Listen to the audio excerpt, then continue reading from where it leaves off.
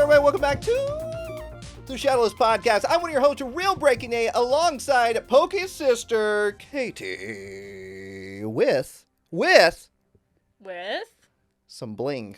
I got my bling today. Can't really see it. You do. The microphone's kind of covering it, but yeah. What is this? What happened?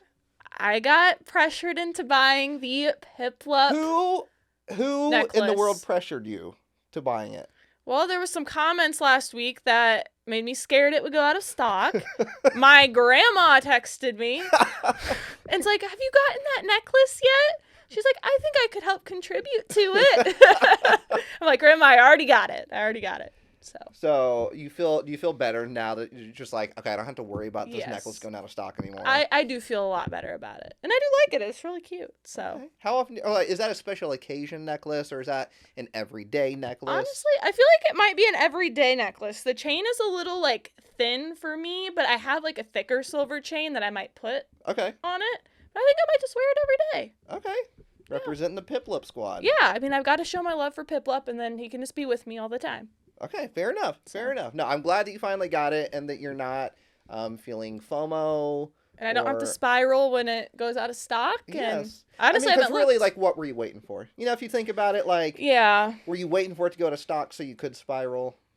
I don't know. I mean, I think I'm happy I made the purchase. Yeah. So I have it. I don't have to worry anymore. And now Piplup is always with me. Okay. What happens if it breaks? Maybe you should get a backup.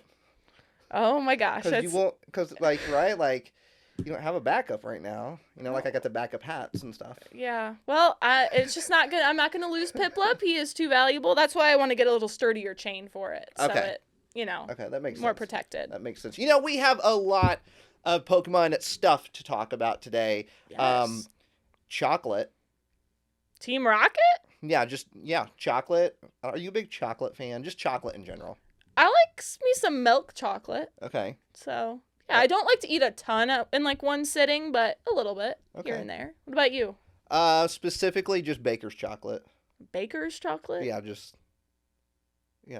Like the kind you bake with? Well, yeah. You just eat that? I feel like that's kind of bitter. I'm just kidding, no. I've seen you eat some Reese's before. Well, yeah, it's overpowered. By the peanut butter. I am enjoying chocolate more so now than I did when I was a kid. So honestly, I would agree, because when I was a kid, I would always gravitate towards the fruity candies. Oddly enough, Pixie Sticks were one of my favorite things as a child. You do seem like a Pixie Stick and a Smartie type of person. Yeah, I mean, it was great, just pure sugar. I loved me a good Smartie, right? Unravel that thing, put the entire.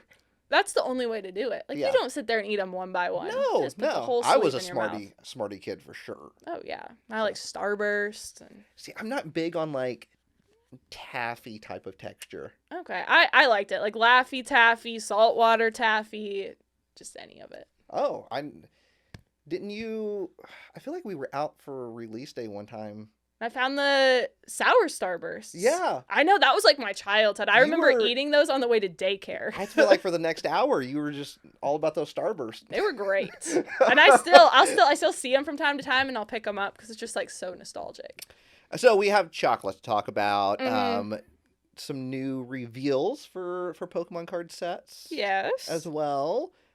Actually, a lot of TCG honestly stuff. Yeah, there is a lot of cards today. Exclusive promos. Yes. So that's another thing as well. And some other food. We don't want to, just a little tease right now. Yeah, Don't want to we'll get too get far there. into it. But we are going to do another Pokemon quiz today. Yes. So John has created another TCG artwork quiz. Yeah. We'll see if John gets a passing grade or a failing grade on this one. Yeah, because we did one. We've done two other ones. The first one. Yes. Failing grade. Yeah, unfortunately, that was a failing grade. Yes. Yes. The last one? Yeah, not bad. Was pretty good. Yeah, not bad. So we'll see where this one stacks up. We can all play along together. So we'll be doing that after questions, comments, and concerns. So, and then also, as always, if you're watching on YouTube, make sure you hit the hype button right below the screen. Yes, it really helps us out. It does. We've been in the top 100 most hyped videos in the United States for At least a month. At least a month in a row. So Y'all you guys are killing it. You guys are amazing. Thank you so much. Yeah, I mean, that's like a fantastic way to show support. It is only available on mobile and tablets. That's the word I was trying to think of. Yeah. Just you can hype it 3 times a week. You only get 3 hypes per account each week. So if you have multiple accounts, you just log into all of them, hype the Shadowless Podcast, and just that was and really... your hypes reset on Monday. So just go ahead and drop those hypes. Our goal right now is to get into the top 5. So our highest we've ever gotten was 6. 6, yes. Number 6. And I've been getting messages that we've been on the Australia Top 100, the UK, I think Netherlands. I think I've heard Canada too. Yeah. So we can't see any of that. So if we're in your country's top 100, take a screenshot and email us. Email us down in the video description. Yep. Or you can DM us on Instagram. Instagram, that's down there as well. But seriously, thank you all so much for hyping and just watching, right? Yeah. Really, at the end of the day, just you watching is what... or listening if you're over on the Spotify or Apple Podcast. Yeah. So, great time had by all here on the Shadowless Podcast. Yes. I think it's time to get to questions, comments, concerns. We did have a fun week because we did do Chaos Rising pre-release. It was a good one for you. That was the best pre-release I have ever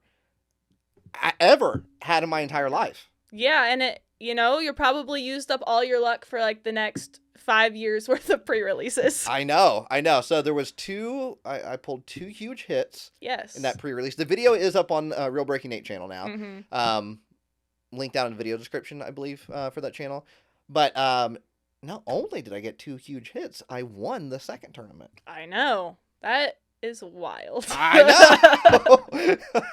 So it was, and there was a lot of good pulls. There really was. I feel like overall, like compared to the Perfect Order pre-release, there was a lot more like big hits to go around. Yeah, I felt there really was. So it was a fun time. Afterwards, we went back home and we filmed a video. Yes. That will be coming out on the channel soon. Yeah. And then after that, we went and got Slurpees and went to the park. This was like at midnight, by the way. I know, it was literally midnight. We're like, well, like none of the restaurants are going to be open, so what can we do? We did a gas station run. We all got Slurpees. Yep. This is not a joke. We literally all got Slurpees. And we went to the park and we just went down the slides. Yeah, on swings. I mean, there was like a little merry-go-round thing.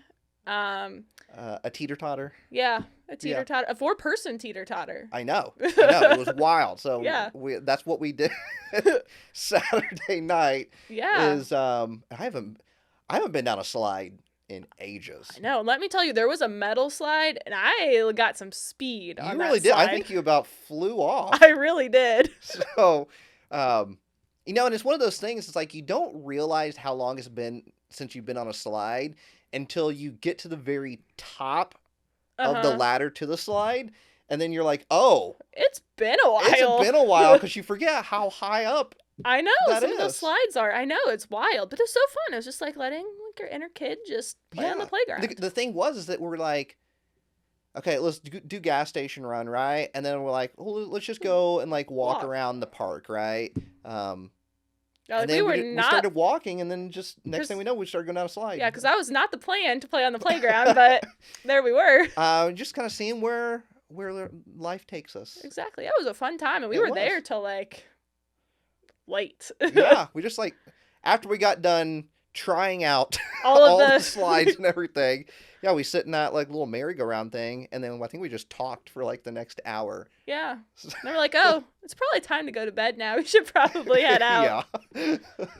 So it was a fun time. All right.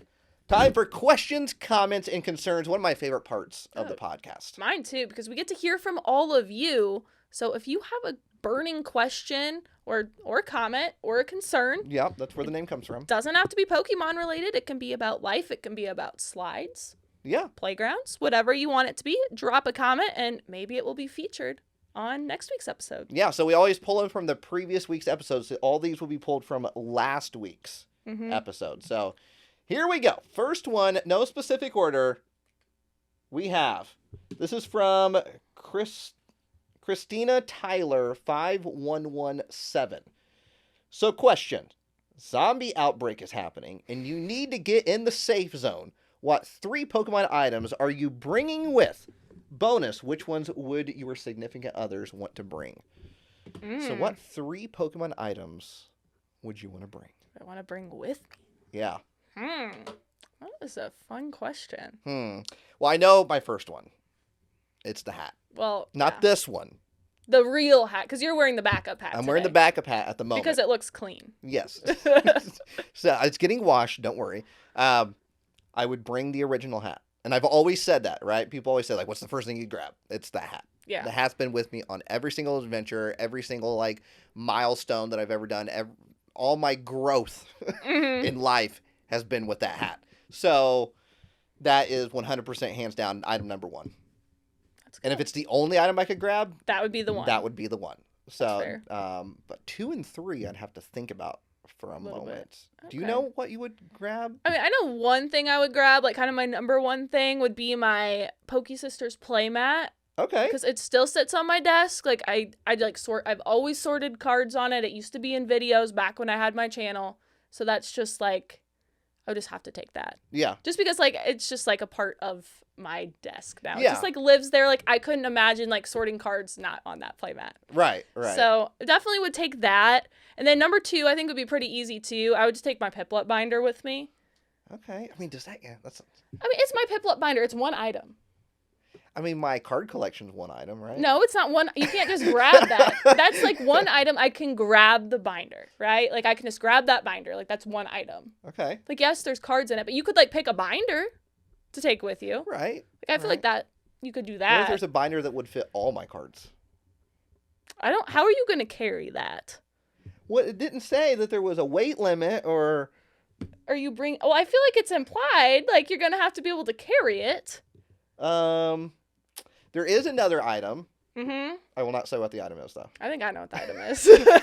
I can't reveal it yet. It's going to be in a future video coming up here within hopefully the next 3-ish weeks. So that would be another item. And then, oh man, this is so difficult. What would be? I think I know what mine would be. I'm like looking around. Because, like, I'm going to say this, and then I'm going to go home and be like, why wouldn't I? Like, I'll look at my stuff and be like, oh, I would have definitely grabbed that. Okay, I know what I'm going to say, but I don't know, because it's not, like, an official Pokemon item, but it, like, is and it isn't. So it's the card that Cass used to propose with. Okay. So it's, like, a custom card. Yeah. I think she put it on an energy card, so it's technically a real energy card. But, like, I would grab that. Because we have, like, a whole, like, in our display case, like, the top is that card. And then, like, each side, there's, like, a Piplup and an Espeon, the big fluffy ones. Yeah. And then we have our cat's favorite Pokemons, too. So we've got a Yamper for Thelma, a Mew for Louise. And then on our wedding cake, there was little, like, cat cake toppers. You probably saw it. Yeah. And so those are sitting there right there, like, against their favorite Pokemon. So, like, I wish I could just take that whole shelf with me. But if I can only take one item, I would take the card. You can Mod Podge it all into one. All into one and be like, okay, Yeah. I'm just going to, I could just take the shelf out because, like, I could carry the shelf and it's just all on there. Oh, you think you could carry the shelf? You're grabbing other items, too. I mean, I could just stack it all up on the shelf, right? Like, you put the binder there and then my playmat can just go, like, over my shoulder.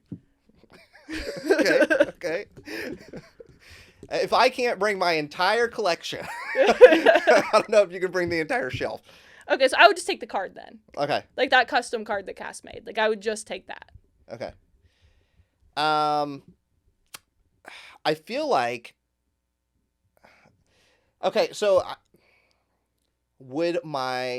have 2 answers here, right? Mm-hmm. One, I feel like YouTube play button.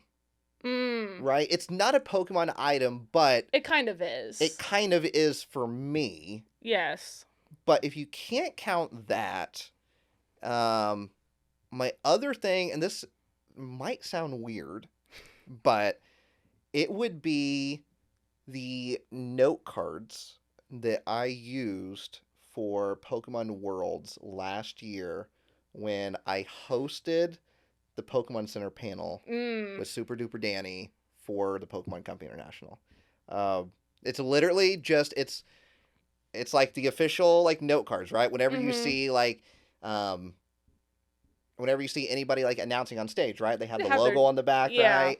And it literally just has like our lines on it that we're supposed to say, right? It'll say like Danny and then what Danny says and then me and what I say, right? Like but I think I would grab those. Yeah. Right. I mean, there's like a memory attached to that. Well, yeah, and experience. That was a moment that, you know, and Danny and I have talked about this many times, I think publicly and personally just between us, but it's like that was a very full circle moment for both of us, right? Like from literally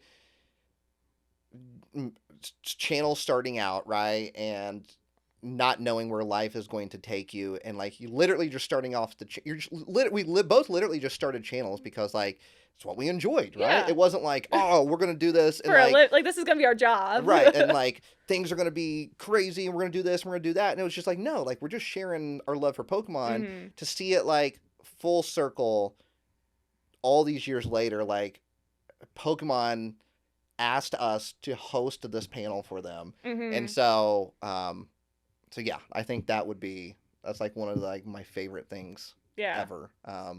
If I had to like count down like the things that I've done within my YouTube span, I think that would probably be top 2. Yeah. Right? Like I want to say top 2 safely because I'm like I don't want to make sure I'm not forgetting anything else. Yeah, like another big thing and yeah.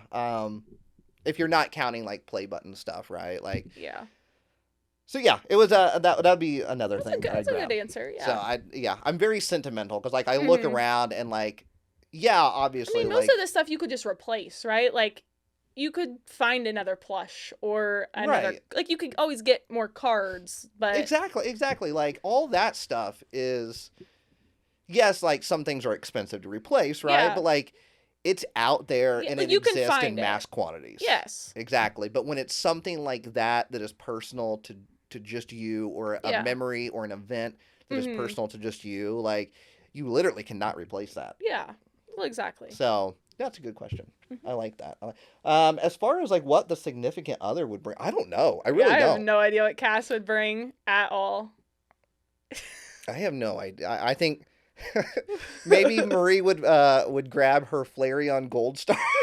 Yeah. She's really proud of that, by the way. She purchased that back in I think 2015 or 2016 at Fort Wayne Regionals. Oh wow. For I think $60. Jeez. And those were the days. One of her favorite stories to tell. Just like I got this gold star for $60. Yeah, wild stuff. So yeah, I don't know. Maybe there's something else that Cass would probably grab something like some Espeon card, probably. Honestly, I don't know. Something Espeon. Right, and then something Flareon for Marie. Yeah. Next up, we have Pocket Trash Potato, which Pocket Trash Potato, I know we've used your comments before. Yes. So love that name. You have an extremely consistent video schedule, even when traveling. Given this adventure is your daily job, how do you plan videos and keep track of all your other activities? Specifically, how do you plan when it'll be a Pokemon night video versus hidden Pokemon cards videos, and so on?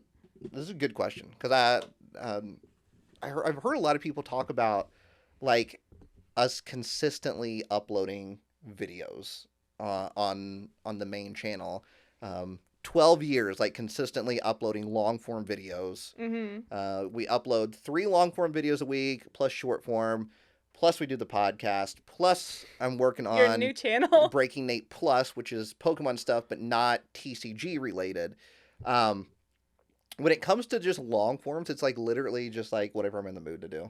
Yeah. I'm feeling Pokemon cards at night today. Yeah, that's literally how it goes, right? Like, because the whole channel is supposed to be based around vlogging, right? I love the art form of vlogging, and that's it's vlogging is literally just like kind of documenting what's going on in your life, right? Mm-hmm. So yeah, I want to document what I want to do. And that's what it comes. Oh no, there's a bug in here. oh no. That's what I want to do, right? So I don't sit there and go, all right, so the algorithm would probably favor me doing this right now. I literally just, whatever I'm in the mood to do. Is there some sort of planning when it comes to certain things? Yes. I feel like there has to be. Right. So for like hidden Pokemon cards, would I like to do hidden Pokemon cards all the time? Yes.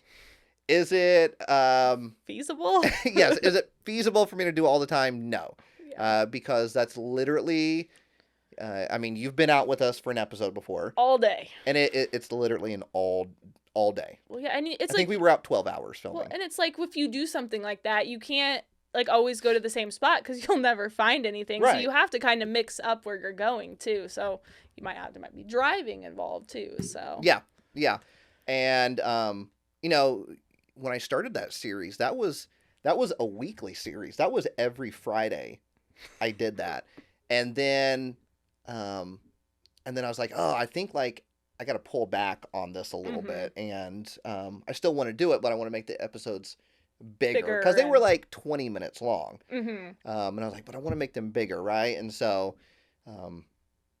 yeah, so we pulled back on it and then just kind of made them bigger. But like while we're doing these weekly vlogs, these weekly videos, we're always working on a huge video in the background that gets released like every month or month and a half. So like the filing cabinet video, this next one that I teased that's coming up here in the next 3-ish weeks. So we're always working on that, and that's just kind of how we like to do things. We have a very particular schedule, and it works too.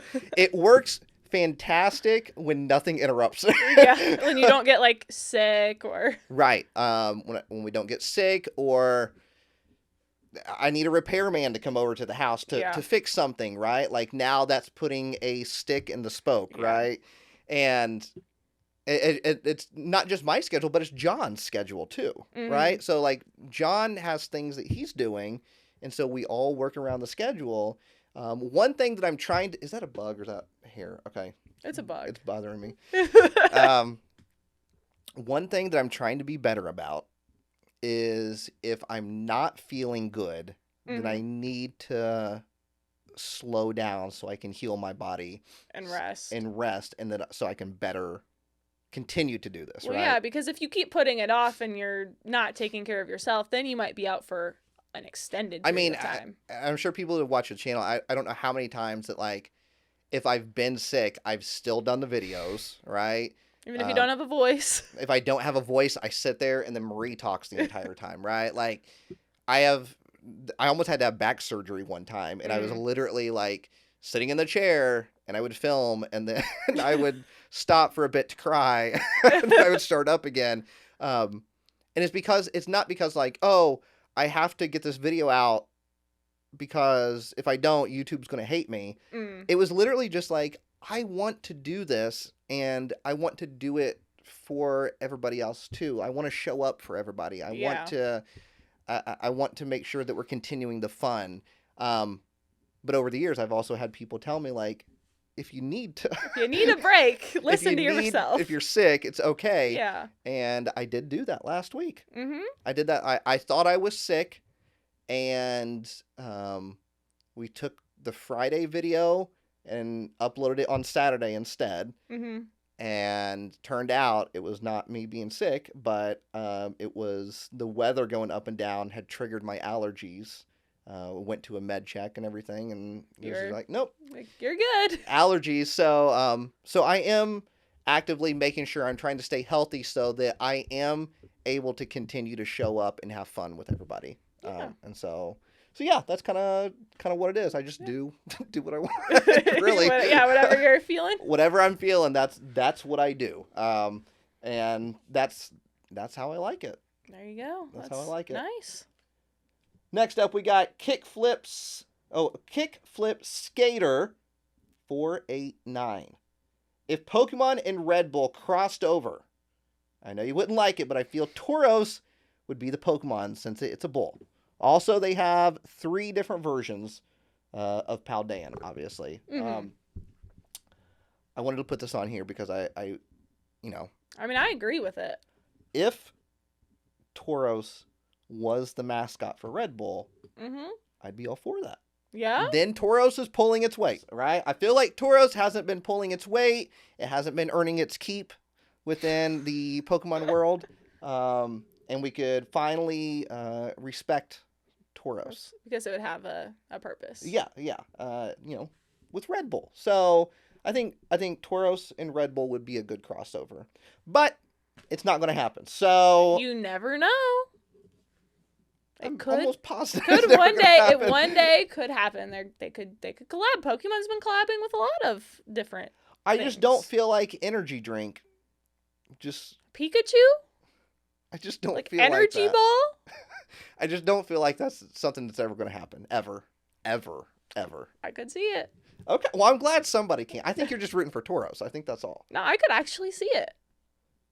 I mean, really can't. Okay, so in Japan, they have crossed over with coffee. And coffee is not that, like, an energy drink, coffee, not too far apart there. Coffee is way different than an energy drink. I feel like they're kind of similar. I think I'd have to disagree. I'm just saying I could see it happen. Okay. Maybe like a Coke or a Pepsi, but not a Red Bull. I mean, I could see it happen. Maybe a Gatorade. A Gatorade? A Powerade. What Pokemon would they put on a Powerade? Maybe like Machamp? I could see Score Bunny. Score Bunny? Yeah. Score Bunny with the soccer ball? Yeah. Okay, all right, maybe. I'm going to say Machamp, though. I think Score Bunny would be way cooler. See, I'm not a huge Score Bunny fan. I know. You're a Gen 1-er. I am not a Gen 1-er. All my favorites are Gen 4. But you chose Gen 1, so... I did choose Gen 1. I went down that track. You could have easily said Piplup. Well, and been like, oh, for that Glacier Freeze. Well, we were talking about Powerade. Glacier Freeze is Gatorade. Same thing. No, it is very different. Same thing. Are you like I am a Powerade or Gatorade person. I will not drink the other. Yeah, I do not care for Powerade. Okay. So I would have to stick with Gatorade. I don't drink either. I mean, I don't drink either anymore, but like when I was like in sports, like, it's like water or Gatorade, and sometimes you just need like that electrolyte. Yeah. So I was always Gatorade for sure too. Yeah, but it would always stink when you were at a place and all they had was Powerade, and it's like, ugh, like I really don't want that, but I guess I'll try to drink it. The Gatorade bottle's cooler. It is cooler, for sure. Next up, we have Poke Eevee 93. This was just a nice comment, I thought. Nate, you made me tear up when you were talking about your dream job and how being that person who makes people forget about their problems, even for a split second, by making them laugh is your dream job. That touched me because I struggle so much with my mental health, and though it may be silly, you're right. The moments I watch you, Marie, Katie, John, even though we don't watch him, he contributes, and other guest stars, it feels like you are all there to help me through my struggles. Lame or not, I need that because my support system is very small and far between. So thank you all for being my unofficial support system. Aww. Laughy face and then heart emoji. So I thought Sweet. that was very sweet. I thought that was very sweet. And also, like, I relate to that very, very much because, like, even though, like, I'm filming the video, like, everybody is my support system as well too. So like getting to meet everybody, whether it be talking through comments or a meet and greet, or you randomly see me in Target or whatever it may be, right? And like getting to talk to people, like y'all are my support system as well. And so I related that very much. And there's also like, there's content creators that I watch that I feel like is like, oh, this is a breath of fresh air, or like helping me through my day. You feel a part of like the community too. Right. So right. And it just helps you if you're having a bad day on something, right? Like I've always talked about how like I struggle so much with anxiety, and like there's content creators that I watch that like calm me down, right? Yeah. And it feels good. So I completely get that. So I'm glad that we're able to bring a little bit of happiness to your life and help support you in any way that we possibly can. So thank you so much. I appreciate those kind words. We got Chad Uh, Bockelman? Apologies if I mispronounced that. I'd love to know your individual approaches when it comes to buying cards for your personal binders. I recently finished my Google Sheet list tracking what cards I need for a English master set of Shinx, Luxio, Luxray. But I'm at the point where the cards I still need are harder to find or expensive. Staff-stamped National Championship cards, shiny Shinx, countdown calendar promos, etc. Let's say we're talking about Katie's Piplup binder, which I assume she has, Yes. or Nate's Tomokazu Kamiya binder. Do you go moderately played or lightly played? Near mint? Do you shop TCG Player, eBay? What are you comfortable settling for when it comes to completing a given binder project? That's a really good question. Yeah. So how do you, do you have a Piplup binder? I do have a Piplup binder, yes. And I will take any and every Piplup. Yeah. I don't care. You're a hoarder. Kind of, yeah. I literally never get rid of a Piplup. Yeah, well. Unless I have to.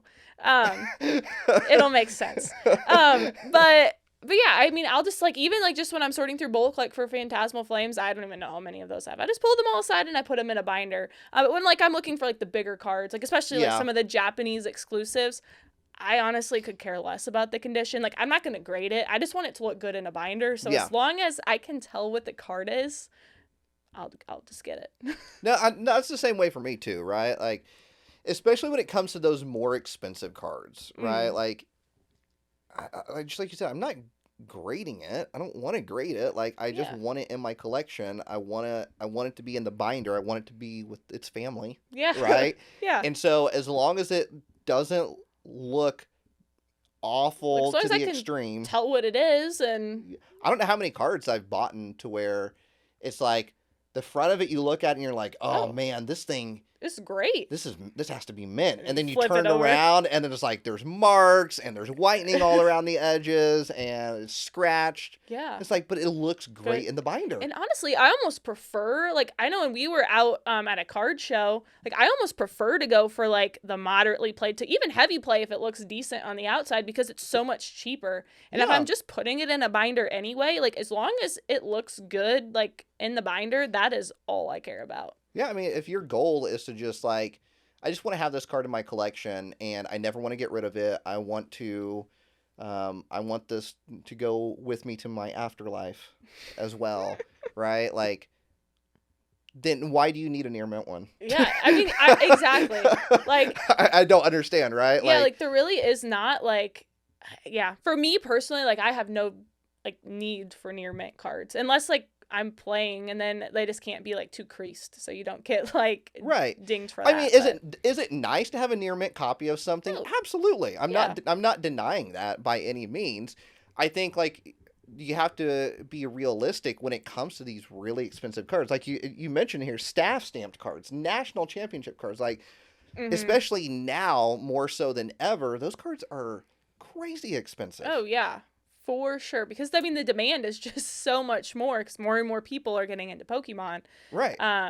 So yeah, that might make it more attainable. You might not be able to afford a near mint copy, but hey, that moderately played or heavy played, at least it's gonna I would rather have the card in poor condition and have my collection feel complete, right, than be so focused on a near mint copy. Yeah. No, I agree, and especially with some of those cards. Right, even a heavily played or a damaged copy. It's still going to be expensive. Could be expensive, right? I know, the go-to to say for that example is Gold Star Rayquaza, right? You could crumple that thing up, throw it in the dirt, run it over, drop it out of an airplane, send it through the washer, right?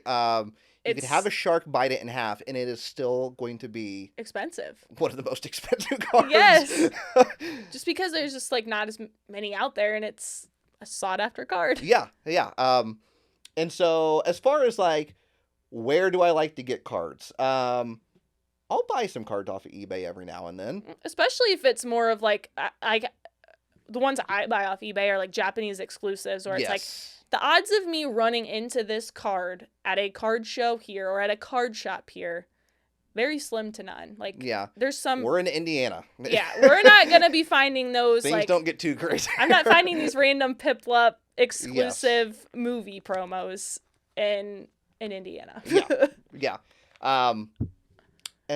I do like to. I love to trade for stuff. Mm-hmm. Like, above all, if I can trade for it, that is my preferred route to go.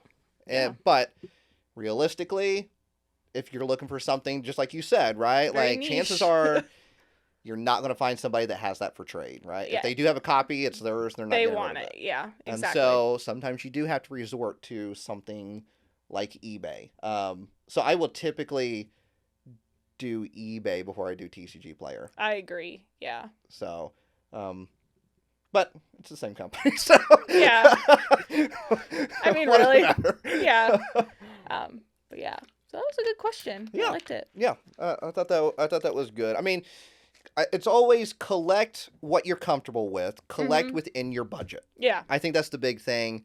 Don't feel like you have to get a mint copy because you are seeing videos about XYZ or you're listening to whatever. Collect with what your budget is. Yeah, and like what you want to collect. Like, what do you care about? Now, if you care about near mint cards, yeah, if that's something you truly care about, like if that's something like that because I know, like, I remember, like, back in the day, I was very, like, picky and particular about cards. Like, I did not want, like, I don't know if it was like, I don't know what it was, but I didn't want any cards that were like had any damage on them. I don't know why. It just like I would just think in the back of my head, like, oh my gosh, this card has a crease or this.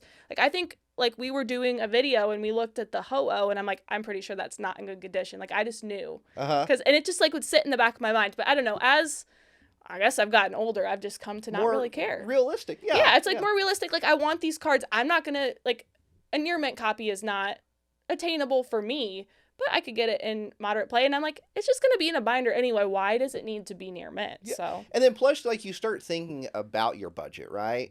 And you're like, okay, I could spend, let's throw a number. I could spend $250 on this near mint card, or I could get a heavily played one, and I could get some other cards that I need for my collection as well, right? So do you want to have one really nice copy, or would you I like quantity over quality. Yeah, I would agree as well. Like, I would rather have more cards that I'm looking for than like a super nice copy. Like, don't get me wrong, I like near mint cards, but for certain things, definitely would rather go. Like, honestly, sometimes I seek out the more damaged ones because I'm like, it's gonna be a lot more attainable for me. Yeah, and with how things are now, right? Like, I don't want to get down a rabbit hole talking about this, but there's like near mint, right? Like, you can buy a copy at near mint, and then people like will pre-grade in their head. I know, and then like, this that'll have its own price because this is going to get a 10, right. So you need to. And it's like, I don't care about all that stuff. Like, I just I want it in my binder. I just want it in my collection so I can look at it and it looks nice on this binder page. Why does collecting have to be so complicated, right? I know. Like, it did not used to be this complicated. I know. I remember the days of, like, going to League and it was like, oh, I need that card. Oh, and you need this card? Let's do it. There you go. Like, literally, that's all it was. It was just like, yep, you want this, I want this. Works for me. Yeah. So trades were like 10 seconds. Yeah. Now it is like, it can be a whole process. Yeah. Sometimes you can spend 15, 20 minutes. For trading one card. Yeah. So, yeah, like I said, I don't want to get down a whole rabbit hole with that. But I know we've had this person's comment on here before. Meev?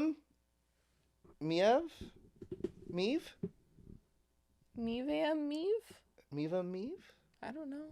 Correct us I if we're apologize. wrong, please. I think you said last time we said it correctly, but I forget how I said it last time. Apologies if we said it wrong. Thank you for always encouraging us to visit our local league. I was very nervous about going as a complete beginner, but decided to just go after y'all's feedback. Best night out I've had that wasn't on vacation/date night. I didn't play, but they were so welcoming and got me set up to play this week. So excited to go back and even signed up for the pre-release after meeting other people that will be there too. Love to hear it.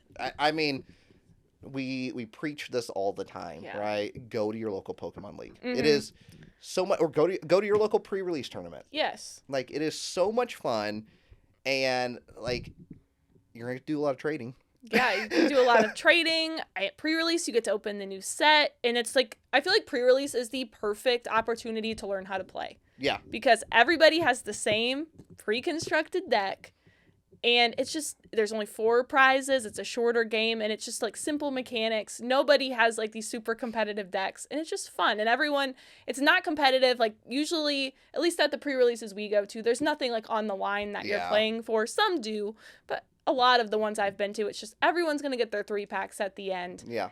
And people are like, if you make a mistake, they're gonna help you. Like, they want you to enjoy yourself. I can't tell you how many times over this past weekend it was just like, I play somebody and they'd be like, oh, actually I meant to do this instead. I'd be like, all right, take it back. Yeah, do it. Like, literally, there's nothing on the line. Change what you just did. Take it back. I don't care. Right? No. We're here to have fun. So let's make it happen. Yeah. But yeah, and just like they said, like, you can learn how to play the TCG by going to League. Like, there's a professor at every official Pokemon League. Yes. Like, there has to be. Yeah. There has to be. That's part of it. And a professor's job is to teach new people. Is to teach new people how to play the TCG, right? Yes. I have never heard of a professor go, No, they're always so excited when somebody new comes and wants to learn. Like, that's like why they get into I feel like that's why a lot of people become professors, because they want to share the game with more people. Right. Whenever I've seen, especially even like Mark, right? Like, when Mark gets to teach somebody, I feel like Mark's always like, oh, great, I have this deck, I have this deck, I have this deck. Which one you want? Yeah. I know. So I'm so glad that you decided to go and give it a chance. It is very nerve-wracking. I get it. Yeah, especially like walking in for the first time, especially if you don't know anybody, like, trust me, when I like go to any new place, like, my anxiety, like, my heart will start pumping. I'm just like, it's just awkward because you don't know anyone and you're like. Yeah, because it does feel like initially when you walk in, especially if you've never been to a league before, right? Like, one, you already don't know how it works. Yeah. So, like, I don't know who I talk to. I don't know how I sign up. Does it cost money? Does it not cost money? Right? Like, you're just asking yourself all these questions, right? But then you see everybody sitting at tables, right? Then it starts to feel very like, and I'm not saying it is like this, but if it's your first time going, it can feel like the lunchroom of school. And you're like, where do I sit? Where do I it's sit? Like, everyone has their friends. Who do I talk to? Right. Like, it can feel like that, but I promise it's not. No, it is not. Like, you just have to get through the door. Like, really, you just have to get through the door, and usually someone will just, like, greet you right away and be like, okay, like, hey, what are you here for? And you're like, I'm here for the Pokemon League. Somebody will be, like, usually the professor will just be so excited, and, like, they'll help you out in any way that you need. Like, literally, just grab your binder, walk up to somebody and be like, are you interested in trading? Do you want to trade? Like, 9 times out of 10, even if they're like, oh, I don't really have anything, they'll at least still want to look at your binder. They'll want to look at your binder, or they'll be like, hey, like, all these people back here, they love to trade. Like, go ask them. Yeah. And I always say that, like, if it's your first time going, don't make yourself, unless you are having a great time, like, don't make yourself stay there for the entire time, right? Just be like, okay, I'm going to dip my toes in the water. I'll go for an hour. Yeah. And then I'll leave, right? And then see how I feel. So that way you don't feel pressured to be there the entire time, right?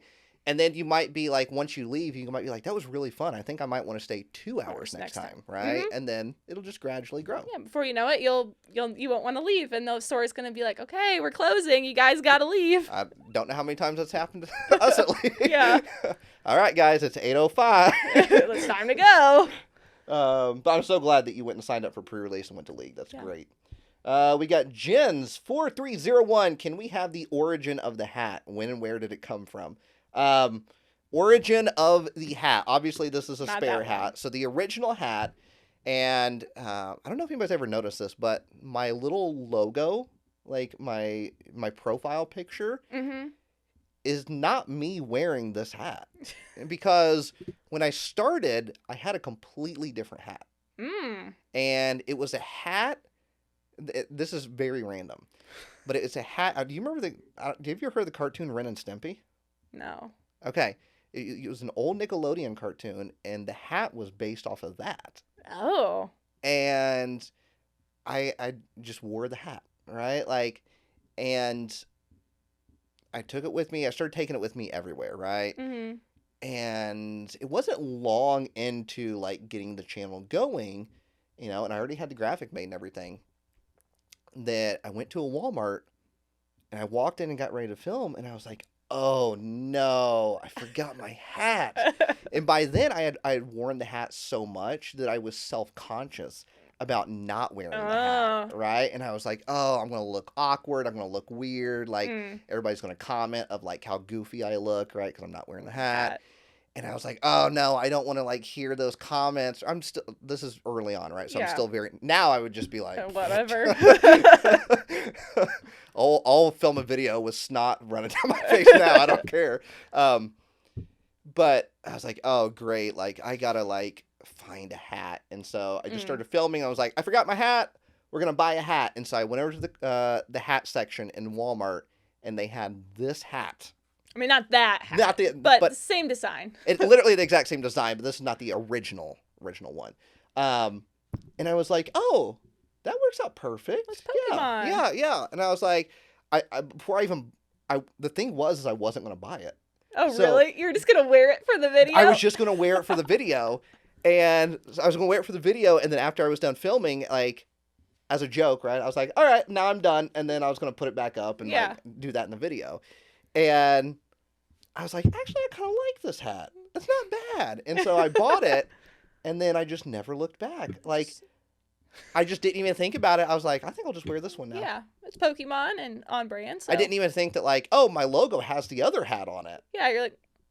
So, and I just kept with it. And I was like, I liked it because it was like a nice muted color. Mm-hmm. Goes with everything. It went with everything, right? It had this, I love a good simple Pokemon design. It just had the Pokeball. Yeah. On the back. I thought it was perfect. And so yeah, that's the origin of the hat. It was an accident, technically. And it came from Walmart. And so I literally only bought that one hat. And then 2020 came about. And I think someone had said something, or someone left a comment on the channel or something about, like, what if you lose the hat?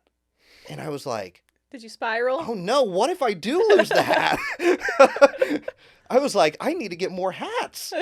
And so I scoured the internet to find more of these hats, because I bought this in 2016. So you're like, oh gosh, by this point, there weren't any new ones on the shelf. No, long gone. I had to scour the internet to find more hats, and I bought plenty more hats. Don't worry. So you're covered. We're safe. But I do still have the fear of losing the original hat. So if I ever do something, I mean, that hat's with me nonstop at this point. But that hat's with me whenever I do something I feel like that is crazy meaningful to me in my life, right? Like, that hat goes with me everywhere. It does everything, right? And so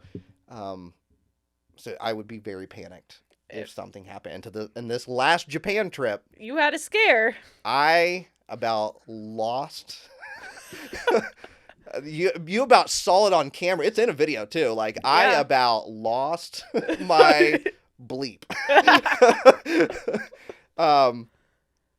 It's me and Bear Walker walking down a street in Japan. It's just me and Bear. Marie's off doing her own thing, right? And we had been filming all day, and we're walking down the street, and Bear's like, I'm going to go in here and check out this store. And I'm like, okay, I'm going to stay out here real fast and just kind of like film and just kind of talk to the camera. I'm talking to the camera, and it just hits me. I'm like, where's my hat? Where's my hat? And then I look in my bag that I have, and I'm like, it's not in there. And then I look around, I'm like, okay, maybe it fell off here. And I was like, oh no. It's gone. I have lost my hat somewhere. And I immediately, like, I pop in the store. I'm like, Bear, I lost my hat. I gotta go find it. And so I'm like, okay, I'm like rushing down the street. And I'm like, okay, wait. I've been filming this entire time, so let me figure out what clip. The hat's gone. The hat's gone, right? And so I was able to look at the clip, and then when it disappears and go, okay, these are the stores that I went into. That it could potentially be in. And luckily, the first store I went into, it was this little, like little small video game store, right? That was like barely lit. And I had, at one point, I walked in there, I bent down to go look at something on the bottom shelf. My hat fell off, but I knew it fell off, right? And I was like, okay, well, I'm just going to take it off and set it down here while I look at this stuff. Set it down. Never grabbed it again. Never grabbed it. And I walked back in, sitting right there, not touched. It's so lucky. Oh, and I can't tell you how relieved I was. I bet. It was probably like, as soon as you saw it, you're probably like, it probably felt so much lighter. I'm never, I'm gonna put a air tag on your in that hat now. Yeah. So in an air tag. That's also the other really cool thing about Japan is like, if you leave something sitting somewhere, 9.9 times out of 10, it's gonna be there when you come back, because that's not the first time that's happened. I literally have left shopping bags. Oh my goodness. In a store. And come back hours later. And it's still there? They're still in the exact same spot that I left them. Japan sounds so nice. It's wild. It's wild. So, all right. Next up, we have a xylophone zucchini. My mom and both my sisters are redheads. I showed them Katie, and all three agreed. She's a redhead. She's obviously in some kind of denial over it. Not in denial. And again, just like, gotta come see me in person. Okay. In like natural lighting. Look more blonde. And I have a feeling with summer as well. You know, the sun, it bleaches your hair, makes it even more blonde. It'll be more apparent. And I also still need to find a detox for the well water. I have not done that yet. So I realized something the other day. Because you've always said, like, it's the lighting. It's the lighting, right? And we all were sitting, or in my dining room. Yeah. And the lights were not on in the dining room, but they were on in the next room over. So it's kind of dark. Yeah. In the dining room. And I believe Cass, wasn't it Cass? I think it was Cass. Cass said, your hair does kind of look red. And you said, well, there's no light. So in the dark, it's red. And in the light, it's red. We needed the sun. The real natural light. Okay. Yes. Okay. The natural lighting. Okay. And also, I need to detox my hair from the well water. Okay. It's not that... It's blonde. It's still blonde. Like, this is blonde. Literally, I remember I did a survey of everybody at my office. Well, of course, your office is going to say they have to work with you. They don't want any sort of hostility. I have never talked with them about my hair color. And they're just like, oh, yeah, you're a blonde. Anyone, like, some of them are like, who would think that it would be red?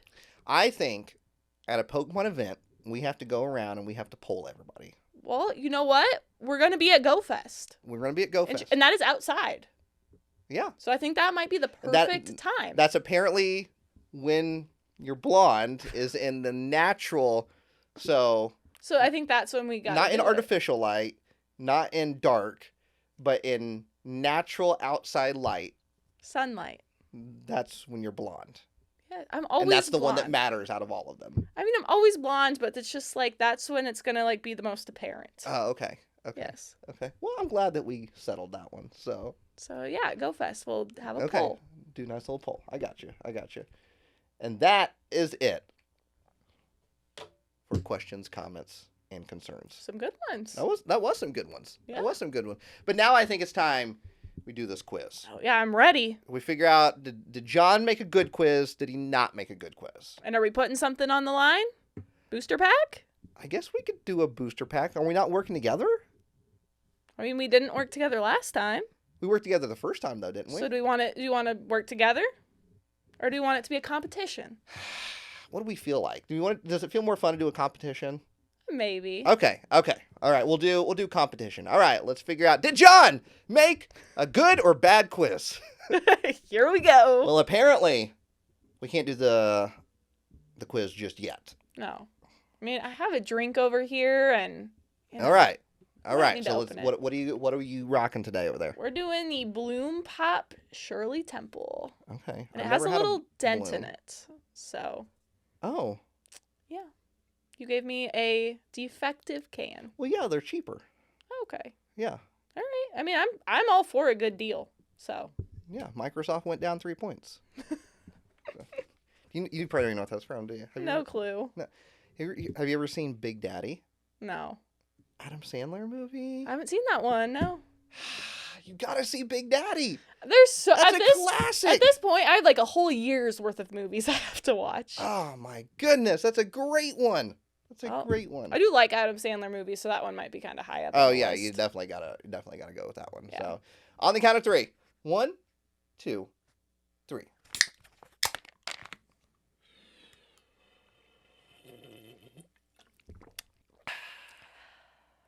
I see you did not bring me a water bottle today. No, I did not. Don't care about my safety. Your microplastics. I'm working on it. Okay. I'm trying to find the perfect one, okay? I will say, there was a comment that somebody left. Mm-hmm. For a water bottle for me to check out. That's and like a smart... Yes. I did see that one. I'm sorry I forgot the username of it, but I saw the comment and I went and checked it out and I was like, ooh. Look pretty good? I might be game for this. So maybe we need to do that water bottle. I might try it. You should do it. I might try it. So thank you for that recommendation. I appreciate it. But then, I saw some other people that talked about how like there's plastic in aluminum cans too. There's plastic on receipts. It's everywhere. It really it's is. Everywhere. I'm about 60% plastic now at this point. So pretty much everybody is. But you can try to like consciously limit your plastic use. Like, I am consciously. You can. I mean, there's plastic on your pen. Yeah, I love it.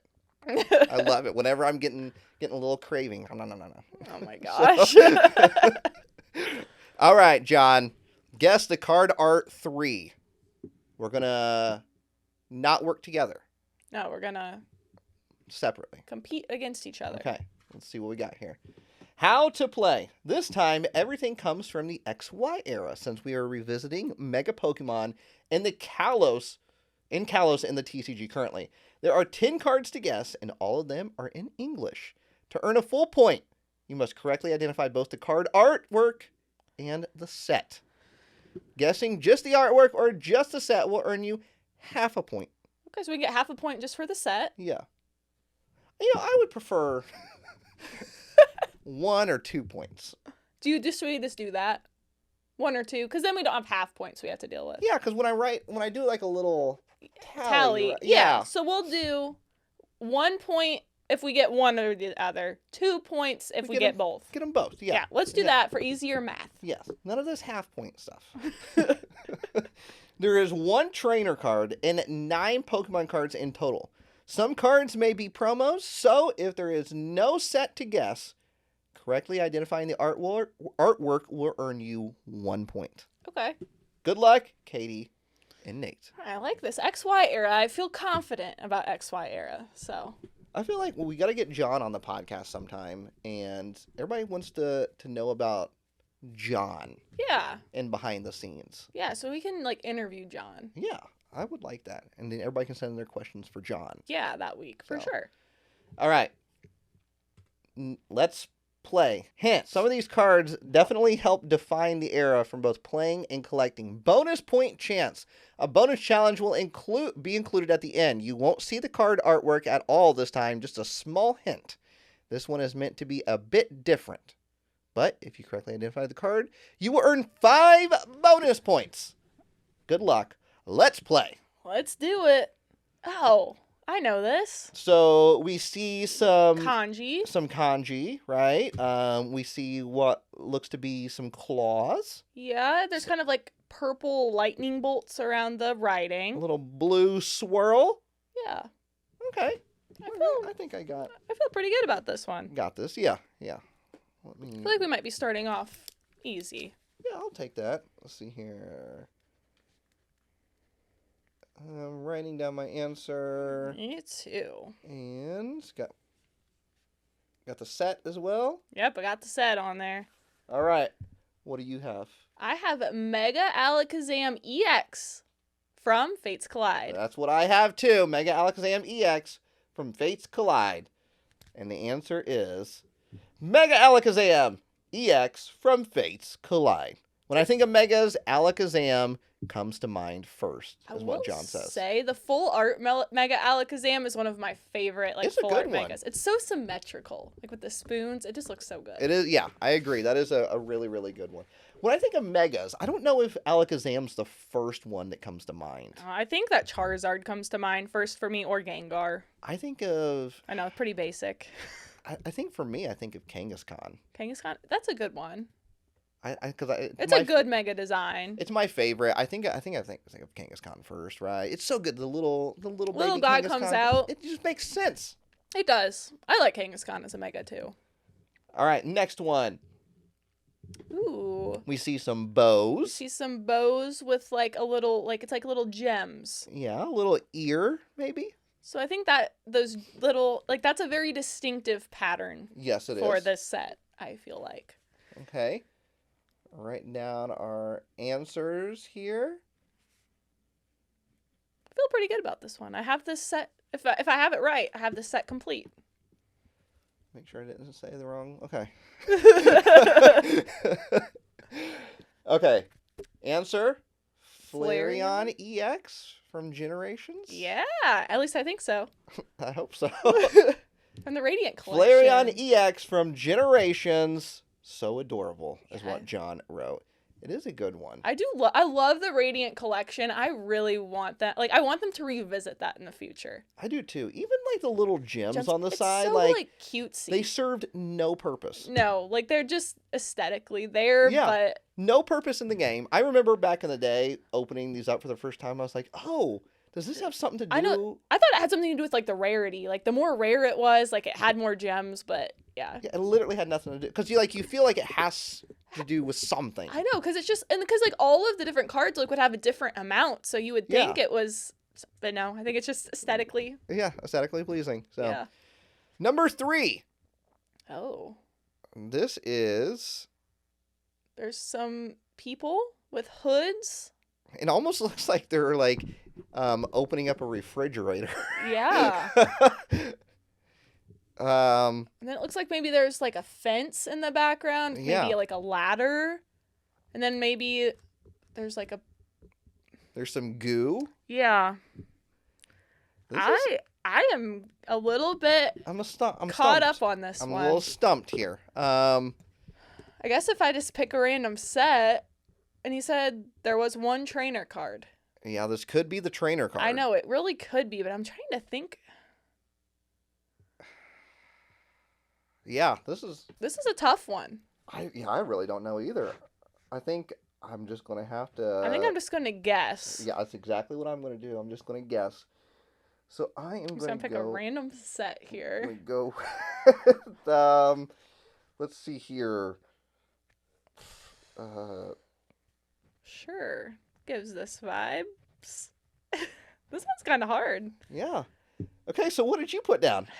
So I put Muck because this kind of looked like a Muck off to the corner. I put Muck as well. And I put Phantom Forces. Okay. I put Breakthrough. All right. Just picked a random set. Just picked a random set? Yeah. Team Aqua's Grimer from Double Crisis. Oh, dang.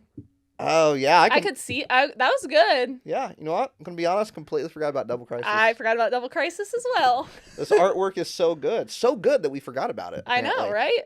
Dang. Yeah, Double Crisis. Tiny little set, 34 cards. Yeah. Literally just came in a 4-pack. Yeah. And that was it. You got 2 packs of Team Aqua, 2 packs of... But it was all the same set. Yeah. Well, yeah. It was all the same pack set. artworks were different. Yeah. And then there was only 2 big hits. Yeah, you had the Team Aqua's Kyogre and the Team Magma's Groudon. Yeah, those are the only 2. I remember one time I opened up a 4-pack, pulled both of them. Really? I never pulled one. I opened up so much of that set, and I never pulled the Kyogre or the Groudon. I ended up trading for the Kyogre because I really liked that card, but yeah, I never pulled either of them. And I opened up a good amount of that set, too. I remember last year at Card Party, during a meet and greet, I had somebody come up to me, and there's a kid that came up to me, him and his dad, and was like, I want to open up this Double Crisis 4-pack with you. And I'm like, oh my goodness, I'm not opening up Double Crisis forever. And then he ended up pulling, I think it was the Groudon. Oh, wow. Yeah. That's nice. Those cards do look good. I will say I did open up the Japanese box, which you have sitting up there. Pull the whole set from the Japanese box. Yeah. Guaranteed. Right there. Yeah. Right there it is. It's a fun little set. Easy to complete. Oh, for sure. Well, if you pull. If you can pull it. I completed the Japanese set because you're guaranteed it in a booster box. Speaking of Card Party, both myself and Marie will be at Card Party in San Diego next weekend. That's wild to think. And John. Yeah, John. John's going to be there. That's right. Yeah. John, I know we mentioned that on the podcast a couple weeks ago, but first time ever, John's going to be there. So you get to meet John as well. So we'll be doing meet and greets. I'll be hosting on stage with Pat as well, doing some of the game show stuff. It's going to be a good time. I'm looking forward to it. So hopefully we'll see some of you in San Diego at Card Party. All right. Number 4? Yeah, number 4. Oh, I think I do know this one. So it looks like we have like a background of sky. Yeah, sky. It looks like there might be like some embers coming from maybe some feathers. Yeah. Some red feathers, some black feathers with yellow stripes. I feel pretty good about this. I actually don't. I feel great about this because I'm pretty sure this is the one I picked for my Pokédex. Feel real good about it. Now watch me not get it. Like that one Piplup card or the Roseanne's research. I don't know if Really? I feel good about the set and the card. I just can't. I mean, I know what that Pokemon is, but I don't know if that is the card or not. Is the card or not. So. Uh-huh. I mean, I'll just go ahead and put it down. Okay. I picked Talonflame from Flashfire. I believe it is the Talonflame Hollow from X and Y base. Oh, so it is a Talonflame maybe. I'm pretty sure. Talonflame from XY base. Nice. Why was Talonflame not in Flashfire? I don't know, but yeah. Was it not in Flashfire? I don't think so. Drop my phone. It really wasn't? I don't think Talonflame was in Flashfire. Because I remember this is the one I picked for my Pokédex. Wow. So that's why I got it right, because I've been doing my Pokédex. That's wild. Okay. I haven't even keeping track of my points. So 2, 2, 1. Nothing. 1. We didn't get the one for Double Crisis. Oh, yeah, because that was Grimer. Yeah. Okay. So I have 2, 2, 0, 2. Okay. 2, 2, 0, 1. All right. Next up. I mean, there's a lot of things we can ask about the XY era, I feel like. Yes. Why was Talonflame not in Flashfire? Why did Flashfire not have an ETB? I know. No ETB. That was kind of wild. Yeah. So there is an answer to that.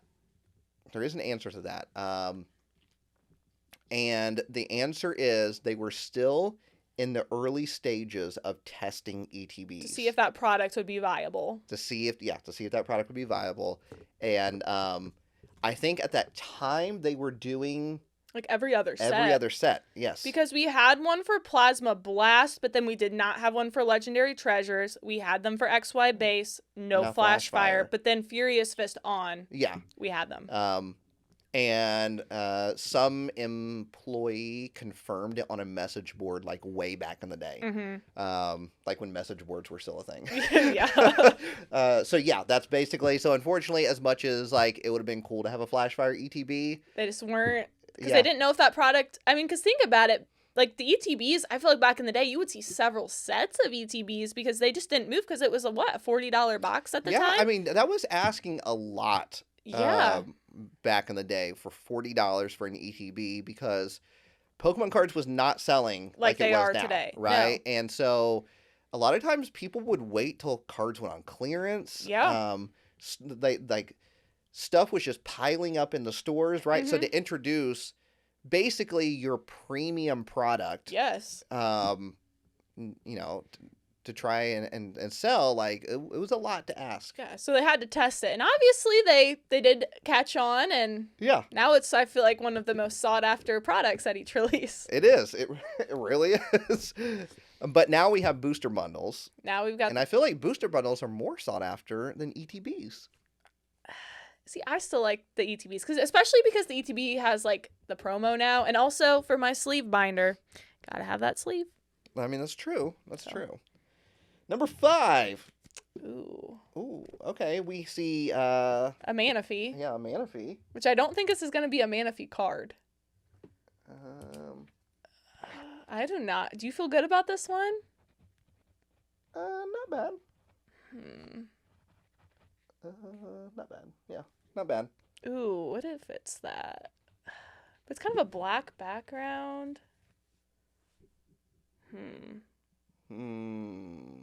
What could it be? What could it be? I know what I want to put, but I don't think it's right. I don't feel good about this one. I'm between two things. I'm going to put this one. But I don't feel good about it. Okay. What don't you feel good about? I feel like I know this card. I'm changing my mind. I think I know it now. Something clicked. What set is that in? Okay. Okay, I feel better now. You feel better? I'm going to be mad if what I switched was the right answer, but... What Pokemon did you put? I put Gyarados. I did put Gyarados EX as well. Yeah, Gyarados EX. What set did you put? I put Breakpoint. I too put Breakpoint. It's the secret rare, the shiny Gyarados. It is, yeah. Gyarados EX from Breakpoint. What did you originally put? I was like, I'm like, I know this is... at first, I had the Blastoise promo because I know it has a lot of other Pokemon in it, but I'm like, it just doesn't... Like, there's not really black, and then I'm like, this doesn't look like that, but I didn't have another answer. Yeah. And John wrote, arguably the best card from Generation 6, top 5, maybe? It is really, really good. This card is so underrated. Oh, for sure. I mean, it's a shiny Gyarados. Right. You got Greninja, Manaphy. Gold border at the same time? Yeah. It looks nice. And it really pops, too. Like, those blues, like that red Gyarados just pops off the card. Yeah, this was like all arts before all arts were a thing. I know, it really was. It's kind of like and there's a lot of, like, these secret rares from this era that I feel like are just so underrated. Oh, absolutely. I mean, people always want to talk about all arts and SIRs, like... This is the origin story of them. This right literally here. like the OGs. So, all right. But they were secret rares back then, so there was no, like, all-art term. Yeah, it's like this was your big hit. Yeah. Next up. Ooh. Ooh. Oh, I know this. I think. Oh, I do. I feel so good about it. Okay. I think we can... Well, I don't want to give it away, but I think we might know what type of card it is. There's, like, a lot of gold. There's a lot of gold, and there's, like, lightning bolts. Let's see. I think I am stuck. On the set. I feel perfect about it. I'm stuck on the set. I'm not. Don't think too hard. Okay. I'm writing it down. All right. I put down Empoleon Break. It is Empoleon Break. The set I put was Breakthrough. It's a promo. Is it a promo? Yeah. Yeah, I guess you're right on that. Yeah. Empoleon Break promo. That's why I was having such trouble with the set. You still get the point because it's not a set. Yeah. Yeah. You got it right, Katie? Yes. I have I think 3 or 4 of those in my binder. Did that come in the box with like the Noctowl, the Ho-Oh? Yeah. It was in that break box, which I would love to have one of those sealed, but they are quite pricey now.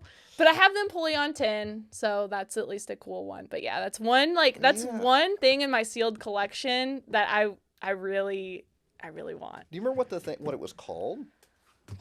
Like a break premium collection or break. I don't even think it was a premium collection. I think there's only like 4 or 5 packs in it. Break collection box maybe. I'll type it in. I don't even know how much those run these days. Probably a lot. I never have seen one in the wild like lately. Oh wait, okay. Well, there was Was there 2? There was another one, yeah. Was there 2 different ones? Because it was an Arcanine. Yeah, I remember. Arcanine, Crobat, and Mandibuzz. I remember that one too. Yeah, this one's obviously way cooler. You got Ho-Oh and Empoleon.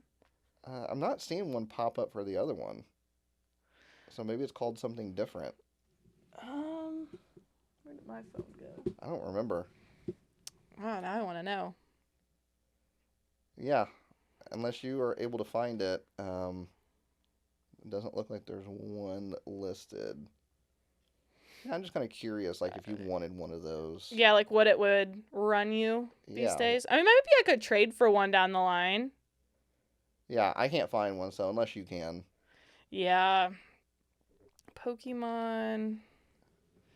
I'm pulling on break. I'm just going to search that box. Sealed. All right, so you're leading by 1 point right now. Yes, I'm leading by 1. Okay. Let's go to number 7. There is a chestpin. There's Oh, I think I know this card too. Well, did he... There is a chestpin. I think I know this card, but... And it's just like almost like gray background. I know. It's just like there's nothing in the background. That's what's throwing me off, because the card I'm thinking of, I feel like has a background. Yikes. Okay.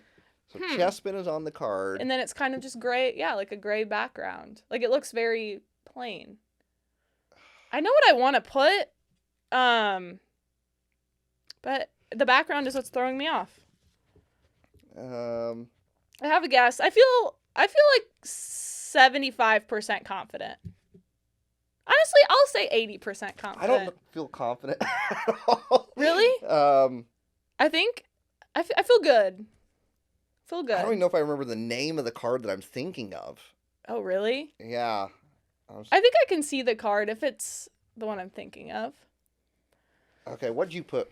So I put the Pikachu promo where he's sitting in the middle. There's the chestpin, and I think Sylveon on the other side.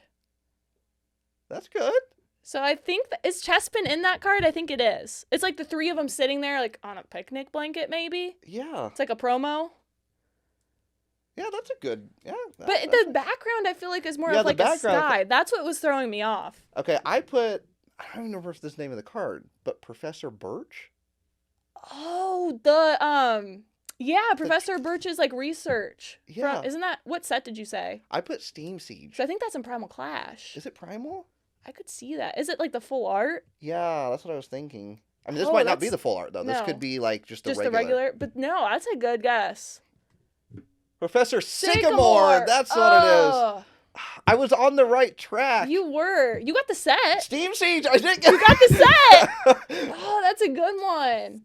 Everyone's favorite XY set. Oh, yeah, that's good. Okay, yeah. That was a good guess. I could just picture it for some reason. Yeah. You were on you knew it was a trainer. Yeah, I knew it was a trainer, and I was just like, I don't know, for some reason I just kept thinking Birch. Yeah, well, Professor Birch does have a card in Primal Clash. Yeah, right? Doesn't he? Like I thought so. I think he does as like a green background, though. Okay, well, I got 1 point for that. I'll take so it. I think we're tied now. Yeah. Okay, I feel a little more confident now. I want to know Professor Birch. Yeah, we got to figure out what Professor Birch has going on. He does. Professor Birch's observations. Okay, see, when I was thinking of Professor Birch, I was like, I know it's not just Professor Birch, and there's another word. Yeah. So he doesn't have any Pokemon in that card. No, there's not. But there's like that bag and kind of that white coat, so it's kind of, like a similar vibe. All right. So number 8. Oh. Okay, so we see an ability. Set up. When you play this Pokemon from your hand onto your bench, you may draw cards until you have 6 cards in your hand. Just say this was a very sought-after card back in the day. Probably the most sought-after card in the entire XY era. Yes. Okay, I feel this is the one I feel the best about. Yeah. And writing down the answer. Did you happen to put Shaman EX? Yeah, did you happen to put Roaring Skies? I did. So that is Shaman EX from Roaring Skies. We got it. This was like the big hit back in the day. Oh, I know. This was one of the first sets in a long time that they reprinted. Pokemon did not reprint sets too often, right? Because the demand was just not there. But Shaman was so playable in like every deck. And Roaring Skies was actually selling out everywhere. Mm-hmm. And so they reprinted Roaring Skies. And that was like that was a big deal that they reprinted Roaring Skies. Yeah. So, all right. Number 9. Yeah, now it's like we're a week into the set of releasing, and everybody's like, when are they reprinting more? Yeah, I know. It's like, when do we get more? It's already sold out everywhere. Oh, yes. I know this one. Okay. This is... There's like a black kind of arm type thing with like a kind of black and white, almost watercolor like background. Wouldn't you say? Yeah. Definitely is a kind of a watercolor vibe. And there was only one promo, right? No, only one trainer. Only one trainer? Yeah. Well, yeah, only one trainer. Okay. Because, yeah, I was thinking that too. I feel good about this. Oh, you got this. Well, I'm a little worried about one part. Okay. Just one little part. I bet we both got the same Pokemon. Okay, I'm just gonna leave it as it is. Okay. So I put Darkrai. I put Darkrai as well. And then it's the promo from the Generation boxes. Yeah, I just put promo. Yeah, I put Darkrai promo. It is Darkrai promo. Perfect. I literally think I have that sitting on the table. Really? In the other room? Yeah, literally sitting on the table in the other room. Those Generation boxes, like they would release one each month for the 25th or the 20th anniversary. Yeah. And it was just so fun. And like those promos look so good too. And I feel like this is kind of like almost like they did the ancient trait cards, but I feel like these are really like the first like illustration rares. I know those. Yeah, there was for the 20th anniversary, right? 20th, yeah. 20th anniversary. That was such a fun time because it was like, just like you said, they released a mythical box every single month, but also they released a special plush that was the same mythical as the box. To go along with it. And that plush would be exclusive to like Toys R Us or Target or whatever, right? Yeah. They would release like a special figure that month of that mythical as well. Mm-hmm. And that would be exclusive somewhere. Yeah, it'd be like a pearlescent figure. And then a code for your 3DS. Yeah. It was such a fun time. Like I loved the 20th anniversary. That was so fun. Because it was like every month you had something to look new. forward to. Yeah. It was that was so fun. Number 10. Ooh. This is I see some yellow. I see some yellow. I see some little feet seas. Maybe underwater? Underwater, yes. Oh, well, I feel confident on the Pokemon, but not necessarily the set. Yeah, the set for me too.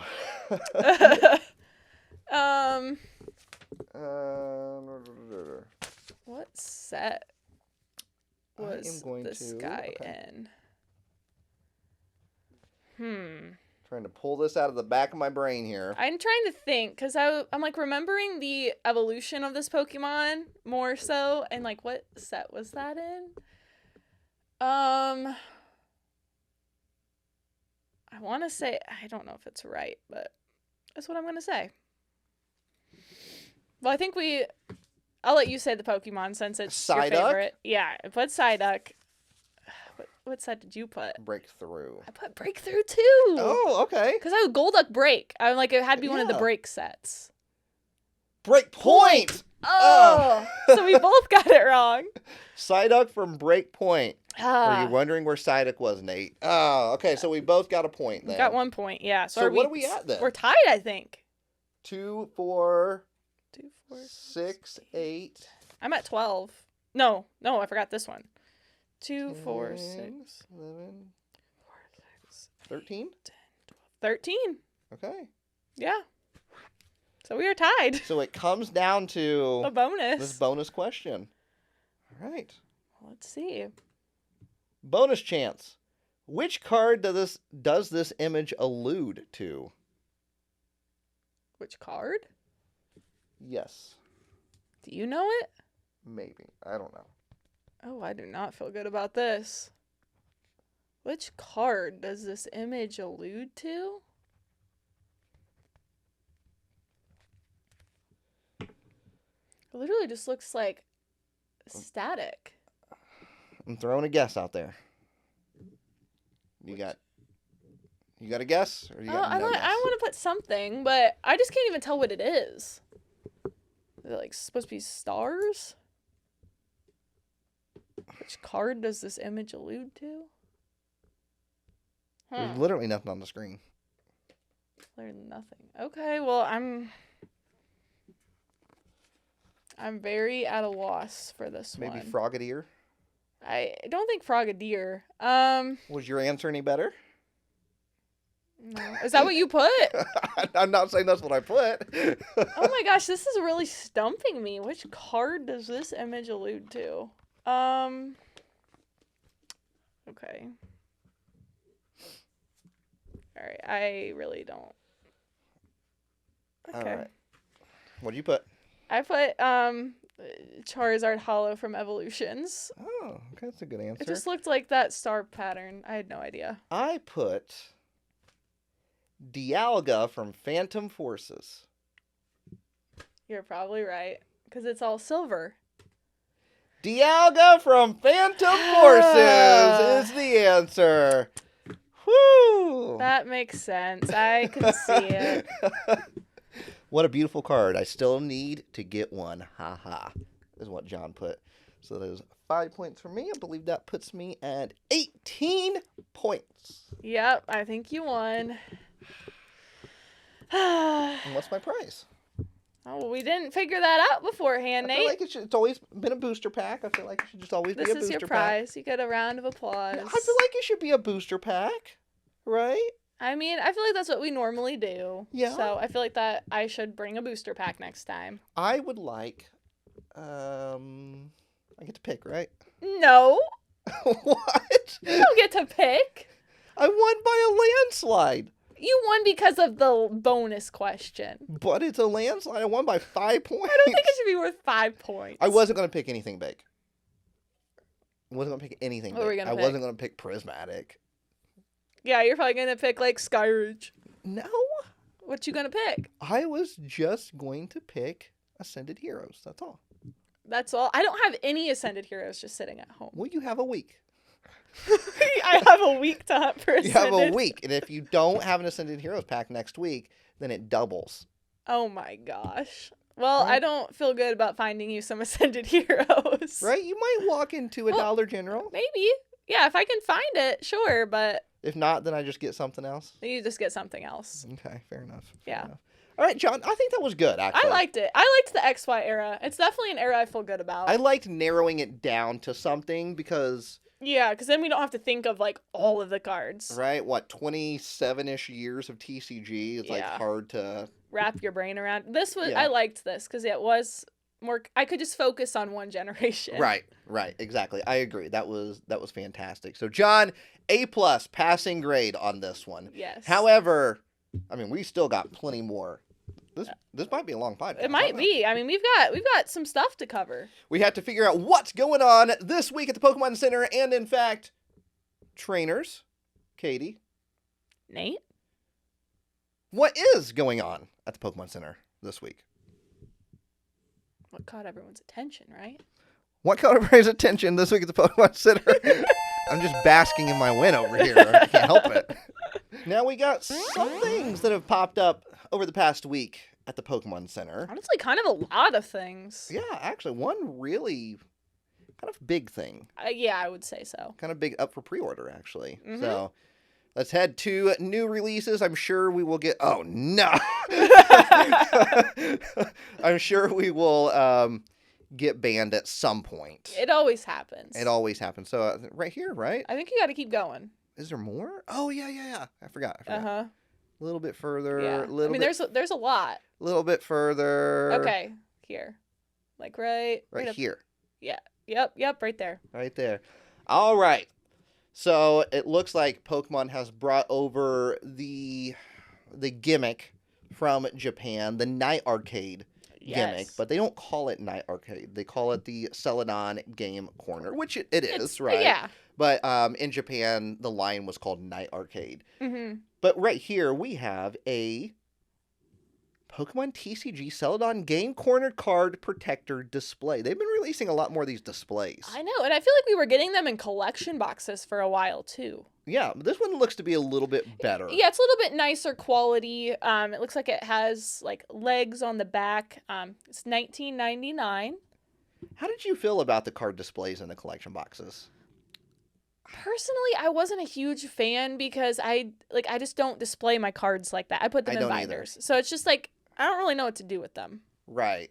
And I think now, more so than ever, with the demand of Pokemon cards, I feel like releasing stuff like that kind of like takes away from time of just like printing the cards. Yes, it's like one extra piece that has to get figured out to get the cards on the shelf. Right. And I think they probably know that too, which, because we've not seen a display in a long time. No, we haven't. It's been a while. I think there was like some Ogre Pond box that came out with it. Because we were getting a few there we got the Charizard one, we got a Gyarados. The ones in Paldean Fates? Yeah, the Paldean Fates ones. So yeah, it has been a while. And I feel like with collection boxes too, we were seeing a lot less collection boxes that have like extra things. Yes. With them. It's usually just like maybe the promo, maybe a jumbo, and the packs. Yeah. Bring back figures. I want the figure. I mean, we got the prismatic figure box, but I feel like we get like one figure box a year if we're lucky. I know. Now the figure boxes are like a premium. They used to be just your run-of-the-mill like $19.99 collection box, 4 packs of promo, and that figure. Like there were so many good ones, and the packaging was so good. Like you had Kyogre, there was the Mewtwo's. So good. So good. It's one of my favorites. $19.99 for that card display. We also have the Soda Pop playmat as well. Look at this thing. Yeah. You've got the Pikachu and the Eevee. And the little with Soda the Soda Pop. See, my only gripe with this is I wish they would have done like all of the Soda Pop Pokemon. They might do more. I know. I need a Piplup one. Let's slow down. We can't have everything right away. So this is based off of the Soda Pop line. And those plush are so good. Oh, I know. Some of my favorite plush they've ever done. I love the color patterns for those. Yeah, it's like almost pastel-y. That is $24.99. We also have the Soda Pop deck box as well for $12.99. The double deck box. Double deck box, that's right. For both of your decks. Yeah. I mean, yeah. We got the Soda Pop sleeves. Those are cute. Well, same pattern as the deck box and the playmat as well. Belly Bolt sleeves for $7.99 for all the Belly Bolt fans out there. Nice kind of yellow background with Magnemites in the background. Yeah, and then it's like kind of a pink, what do you say, like pink, kind of pastel pink border? Yeah, and just kind of like Belly Bolt looking for a hug right there in the middle of the sleeves. It is called Belly Bolt Hugs. You know, sleeves. It is. I didn't even realize that. So it is. They did a good job. They really did, yeah. We have Greninja Slashing Waves sleeves. You could get these before the next pre-release. You could roll up with Greninja. We could. You do that. I've got my Piplup. I always rock the Piplup sleeves. You gotta bring something different. But I only have my Piplup sleeves. You got more than just your Piplup sleeves. But I love my Piplup sleeves. You were talking about all these ETBs that you had to have for the sleeves. That is true. But I will say, I feel like the quality of like the Pokemon Center sleeves or the Japanese sleeves are a little bit better than the ETB sleeves. That's true. That's true. Very true. All the sleeves are going to be $7.99, by the way. So we got the Ogre Pond Festival card sleeves. Yeah, with teal I would say it looks like Teal Mask Ogre Pond. Teal Mask Ogre Pond, right? You do have some watermelon. Looks like one of those hand fans as well in the background. Maybe either some ice cream or some sort of sweet sorbet. Treat. Yeah. Good old sorbet. Deck box for the Teal Mask Ogre Pond Festival as well. Double deck box. You got the Celadon Game Corner double deck box as well. Now this one you're getting the entire artwork on. So that is really, really nice. I mean, I want to get a better view of this so everybody can see. Look at this. It looks so good. Like, look at all the Pokemon you've got on there. You've got Abra, Persian, Clefairy, Dratini, Dugtrio. The Nidoran and Nidorino are over on the corners. But let's not forget, right here, sitting on the seat, is the Team Rocket hat and gloves. I know. They're right there. It's beautiful. You know what?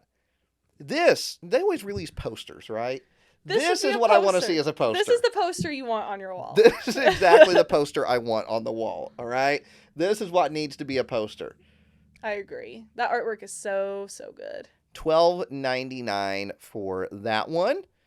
We got the Ogerpon Festival playmat for $24.99. We got, a lot of people were actually talking about this one, the Gardevoir and Gallade Majesty Double Deck Box. Yeah, it almost looks like stained glass. Yeah. Like a stained glass window. Cass really likes this one. A lot of people were hyped for this one for sure. And there's the back of it, a little bit different than the front of it. We got the Gardevoir Majesty card sleeves for $7.99, and then you got the Gallade card sleeves. You got the Porygon sleeves, Hawlucha Libre playmat. I love me some Hawlucha. Yeah. One of my top 10 right there. So we even have Hawlucha here with us today. We do have a little Hawlucha right there. We got Pokemon TCG Greninja Slashing Waves playmat. That's a mouthful. It is. It is $24.99. We got the Belly Bolt Hug playmat, which is just the top half. Just the top half of Belly Bolt. And again, looking for a hug. Yeah. Yes. Now this one, how do you feel about this? The deck box? Yeah. It's so cute. It's so adorable. It is. I mean, it's got its little ears. It looks like it's got a tail. Like, it literally looks like a Spheal.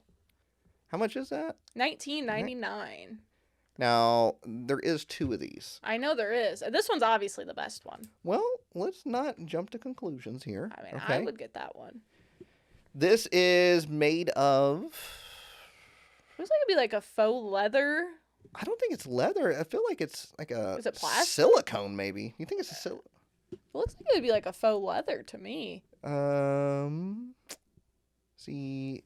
Silicone. Oh, made wow. of durable molded silicone. Yeah, there you go. And then magnet closure helps keep content secure. Got his little tail. That's so cute. That is adorable. That's so good. Love it. $19.99 for that one. We have the Gardevoir and Gallade Majesty playmat for $24.99. We have the Celadon Game Corner backpack. And this is one like for the TCG, so you have like all of the compartments you can keep your decks in. There's kind of like a little organizer inside, and you can customize it over one.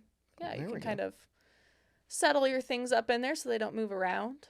Which one would if you know, I'll ask this later. Okay. We got the Celadon Game Corner playmat, which is sold out. Right, because it looks like it's a poster. I know, it does. It's so good. And I will say Mark had this playmat at pre-release, and it looked really good. I wanted to get it, and then I went online, sold out. See? I feel like that's one they might restock, though. Pokemon Center, just bring me on board, right? Poster. People want this as a poster. Oh, yeah. Now, we have probably the best item to release in weeks. I don't know about that. This is the Psyduck deck box. I mean, that's not sold out. So I would say that playmat's a little better. Well, they made a ton of these because they're going to be flying off the shelves. His little tail, his 3 little hairs on his head. Look at that. It's all right. The Spheal was probably a little cuter, though. It's just... That is a happy dude right there. Happy dude. $19.99. Worth every penny of it. Honestly, worth every penny. And where's your deck box, Nate? I thought that would have been like in the... We'll talk about it. We'll talk about it. You know what? It's not my fault. It's not my fault. And you all agree with me when I tell you what happened. We got the Rowlet Pokemon doll plush for $12.99. And then now we go into... This was a random drop. I know. It's just some random clothes for summer. Luminion and Friends tropical shorts for women. Those are definitely colorful. Yes. I want to see if we can get I wish it was a close-up of the pattern. There will be, like, when we get, like... Oh, there we go. That's kind of close up. Yeah, and the t-shirt, like, when we get to the shirts, it's easy to see, too. Okay, so we got the shorts for $39.99.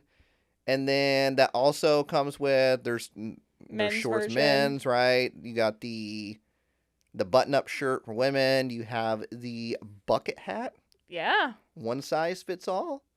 $34.99 for the bucket hat. $49.99 for that top. And there should be a t-shirt and a tank top too. Oh yeah, here's the t-shirt. Boom, there we go. Yeah. Luminion and Friends. Yeah, so you got like a cloister on there, lantern. And then it's kind of like a coral design. It's a lot going on with that shirt. It is very colorful. It is. So they did that one, and then they also did one for Ampharos.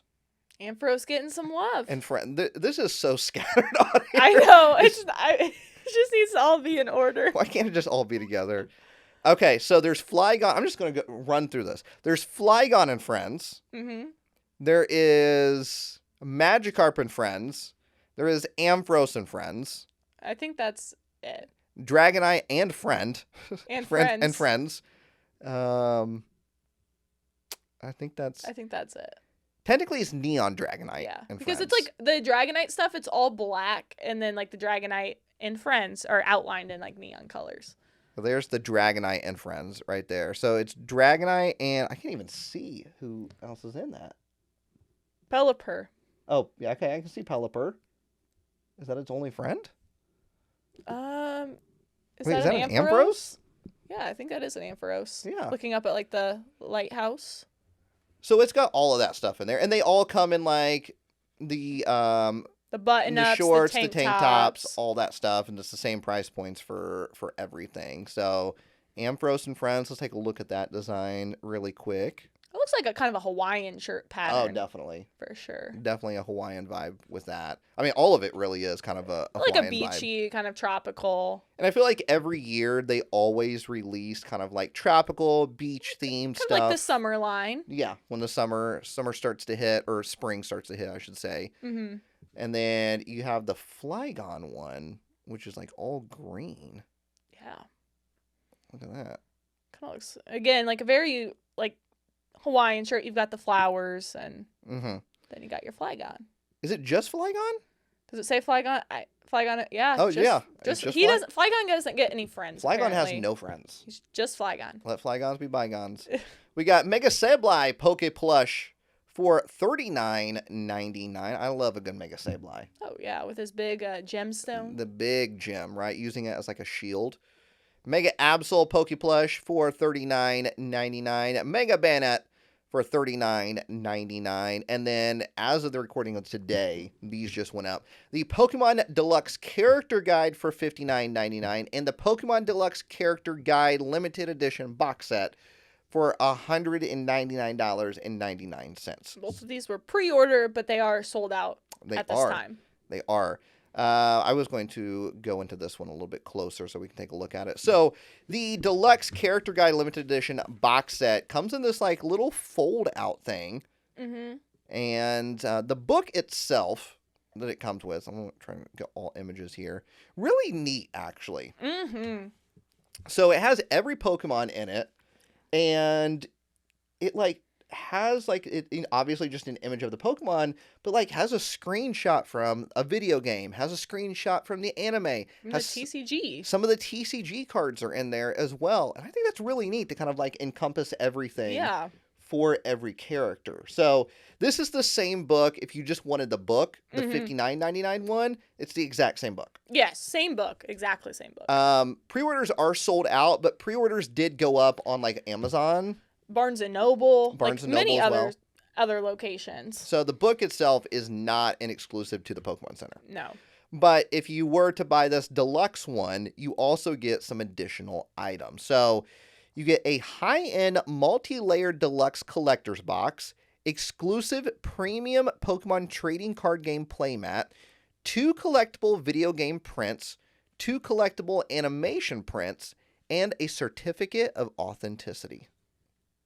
I find it interesting they did not show any pictures of the video game prints. I know. Those might still be like be in development. Yeah, maybe. Trying to figure out what ones. It does show images of the animation prints, which is like it looks like Greninja and Ash. Yeah, Ash and Greninja, and then the bottom one has like a Gengar and Ash as well. Ash is right in the middle. Yeah. So, $199 for that one as well. There's some more images of the book. Can't wait to see the Piplup page. Yeah. Can't wait to see the Piplup page. Yeah. Yeah, should be good.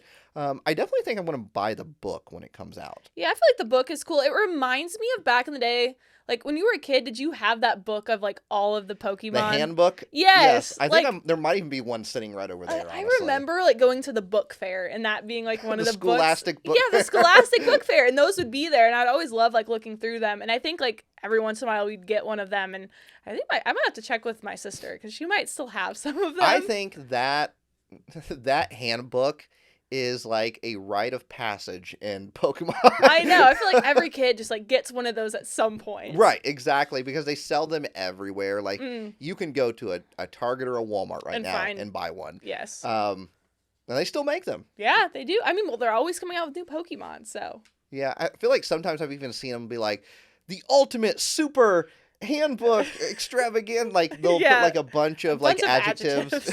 Yes. But yes, that is exactly what it reminds me of. But this is like the adult version. Yes. Of that. It's the big kid version. Yeah, absolutely. So that's neat. It is interesting. Both pre-orders are sold out. I know. It did say it's supposed to ship mid 2026. So probably like June, I would think. Yeah, so another month, 2 months probably we'll see it. Hardcover, 336 pages, published by Pikachu Press. Didn't know. Pikachu has his own publishing company. He does. You know, I have been to the Pokemon Company International headquarters in Bellevue, Washington. And they have now this is all secretive. Don't tell anybody. I'm just kidding. No. You didn't hear it here. No, it's not secretive at all.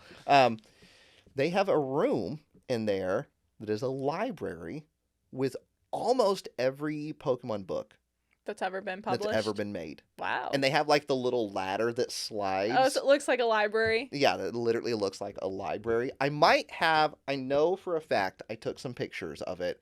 And I can have John put them up on the screen of when we went and visited it. So so that was really nice of Pokemon to let us come out and visit. So shout out to Pikachu, Stefan, and the Pokemon Company International for letting us come out there and visit. But yeah, it's really neat. I didn't expect to see a library in there. So that's so cool. Yeah, that was really, really neat. Pikachu Press. It's a real thing. Yeah. It's a real thing. I mean, it's right there. Literally on the right website. There. All right. And that is it. For Pokemon Center. For the Pokemon Center this week. Now, the burning question. Did you buy anything? Well, I think we already established I bought the necklace. Yeah, you did buy the necklace. That was my big purchase. And this was, you know what, this past week, hefty week for the Katie household. It was. I did. Like, I made a pretty big purchase. You did. Like, I got a few things. So I got the necklace. I'm like, okay, well, I'm on here. There's several things I want, right? Yes. So got the necklace, obviously. I've been wanting that for a long time. And then I'm like, you know what? The shirt, which I'm actually wearing today. Yes, it's kind of hard to see water starter. Yeah, it's the water starters. Yep. So I bought that. I mean, Piplup is right in the middle. So, like, it's kind of cool. The necklace, like, hits Piplup perfectly. So I got that shirt. And it's nice. I didn't know that, like, the little water patch should be embroidered. But it is. So, yeah, it's like an embroidered little patch. I didn't realize that. Yeah, and then these is like, you know, kind of like your typical t-shirt. Yeah. But yeah, I was like, oh, that's nice. And I like a pretty simple t-shirt. It's not like, doesn't have any loud graphics. Like, I feel like I could just wear this. I like the simple ones too. So I really liked it. I like the vibe. It had Piplup. I'm like, okay. And you don't own any Piplup shirts. No, this is my first Piplup shirt. Right. You're just starting off, new Piplup fan. I'm not a new Piplup fan. New Piplup fan. Got your first Piplup There's shirt. There's probably like no other Piplup shirts in stock right now in my size. Well, I'm just saying, if you were a true Piplup fan, you would hunt one down. Well, I have one now, right? Okay. So it's shared. Shared? It's shared. Well, he is, but Piplup is in the middle, so he's front and center where he's supposed to be. But I got that, and then I got one other thing, which you did see. Yes. Yeah, I bought the backpack, the Porygon backpack from... You did. You did. I was going to ask, this was the question I was going to ask earlier, what compartment holds the corn dogs? The corn dogs? Yeah. I feel like you got to put it just in the main compartment, because that's the biggest compartment. So Wait, like, is this the main compartment? Well, yeah, like, in this main compartment, you could put it in one of these little, like... Well, yeah, that's what I'm saying. Like, which square which one? does it go in? Oh, I feel like this one would fit, like, that corn dog... like perfectly. The corn dog, like the package from Target that I get. Like those mini corn dogs, I feel like that top one Right there on the very top. I feel like that would fit it perfectly. But I will say, with this, you can move all of these. They're Velcro, so you can move them and you can make them fit whatever size you want. Okay. So you can just make sure those mini corn dogs. So if you had like a state fair corn dog, you could adjust, move that around to make it nice and snug in there. Yeah. So you can definitely adjust this, and it's totally customizable, which I really like about it. Now, what about corn dogs within the zipper? I mean, you definitely could fit some in there. I have a binder in there right now, though. Okay. So I kind of want to keep the cards and the corn dogs separate. I don't want any corn dog grease getting on the binders. Okay. So. Okay. Have you ever thought about a binder just full of corn dogs? I think that might be kind of tricky. I mean, I feel like if you're dedicated to it. I just don't know if it would work because, like, the corn dog is a little bit thicker. Right. Well, you put it in there and then... Just smash it. Yeah. Make some like corn dog pancakes. Yeah, exactly. Exactly. Well, maybe you'll find me at a regional someday, and my snacks will be in a binder. I'll have a snack binder full of corn dogs. Now every week, shout out to Real Breaking Dad. Every week, my dad asks me, "Has Katie had her corn dogs this week?" Every week he asks me. He watches the podcast too. Thank you for watching. So yeah. He always wants to know, make sure, has Katie had her corn dogs? Well, Real Breaking Dad, I did not have my corn dogs this week. It's healthcare appreciation this week, and the doctors bought us a lunch on Monday, which is when I normally get my corn dog. I thought it was healthcare appreciation week, and that you had to cut out the corn dogs because they're not healthy. Yeah, I can't. No, the week isn't over. I could still get corn dogs on like Friday. Did you eat the Chick-fil-A and go, it's good? It's no corn dog. I mean, I will say I'm so used to eating the corn dogs on Monday. It was a little weird. Did it interrupt your week a little bit? Just a bit. Okay. Is that all you bought this week? Yeah, that was it. Okay. It was a big box because of that backpack, though. Oh, I would imagine so. Yeah. So, Nate, where is Psyduck? So, I did purchase a Psyduck deck box, and I threw in some sleeves as well. Which ones? Do I have to guess? Was it a recent pack of sleeves or old? Well, not old. Was it one from that drop of all of the different regions? No. Okay, then I have no idea. I think they restocked it recently. I'm going to go through and see. Thought it was on one of the most recent pages, but it might not be actually. Oh, no. Okay. It was the Wurgumi sleeves. Oh, yeah. Cass has those. Yeah, I know. And so I bought those. When did that deck box... I bought it the day the deck box went up. Yeah. Okay. Which was what? Wednesday? I can look. You texted me. You texted me a picture of it, so... Yeah, it would have been after Tuesday because we would have done the podcast on Tuesday. Maybe it was Wednesday. Let's see. I would say Wednesday because I remember telling Mark about it at League because he hadn't seen it yet. So I'm pretty sure it was Wednesday, yes. Yeah. So I ordered them on Wednesday, and they were supposed to be here Friday. And I got a message saying that your package is on its way. And so I went to tracking. I said, your package is going to be there Friday between this time and this time. Friday passed. Never showed up. And as of this Tuesday, I still go into tracking, and it still shows... It's on its way. It's on its way. It's out for delivery. That's what it's been saying. Out for delivery. And it's supposed to be here still that Friday. Oh, man. So I don't know where it's at the moment. But I'll figure it out. I'm not worried. It could show up tomorrow. Yeah. I mean, a real if you really love Psyduck, though, you'd probably be going on a hunt for him. Well, I might have to. I might not be here for the podcast next week. I might be out there trying to find Psyduck. So you're letting him go like this long though without rescuing him? Well, I got to do the podcast. Well, you just said you could miss next week. Well, yeah, I can't. I can 1 week, and then next week I might have to go out. So okay. I'm just saying. I'm not worried about it. Like it'll show up eventually. Yeah, I think I've had that happen before too, and I think it's more I think it's just like a FedEx thing, and they like. It's probably like on some corner of the truck and they didn't realize it was there and they're like, oh, we should probably deliver this. Yeah. I mean, there's so many packages being shipped, like things get bogged down. Like if this was like 2019, I probably would have panicked, but like with so much that's being shipped anymore and just like, you just can't expect a package to be when it's supposed on to. time every single time, right? Yeah. Like it's literally not a Pokemon Center problem. No. You know what I mean? Like it's not just a Pokemon Center it's just problem. a FedEx thing. Yeah. They'll figure it out. So it'll all get figured out. So maybe next week we'll have Psyduck. Might, and I'll put them right here.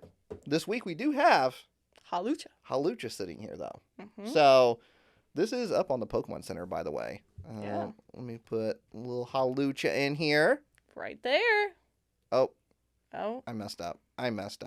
There he is. Perfect posable Hawlucha. Perfect posable Hawlucha keychain.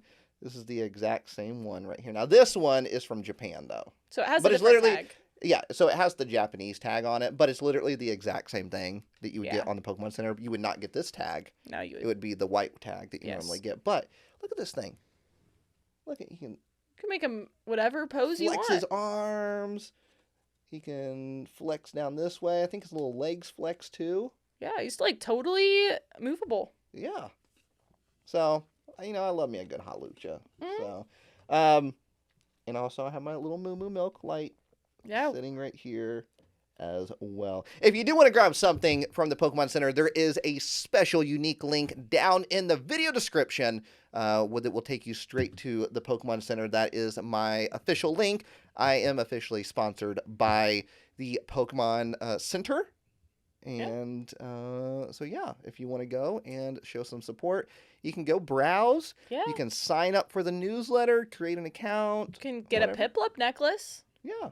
So I'm sponsored by the Pokemon Center, not the podcast. So just to make sure that's known. And if I'm ever gifted anything by Pokemon Company International or by the Pokemon Center, I always make sure to disclose it. Bought all this with my money. Yeah, your own money. That was not a gift. But we did have like the Gyarados statue on there that was a gift. So yeah.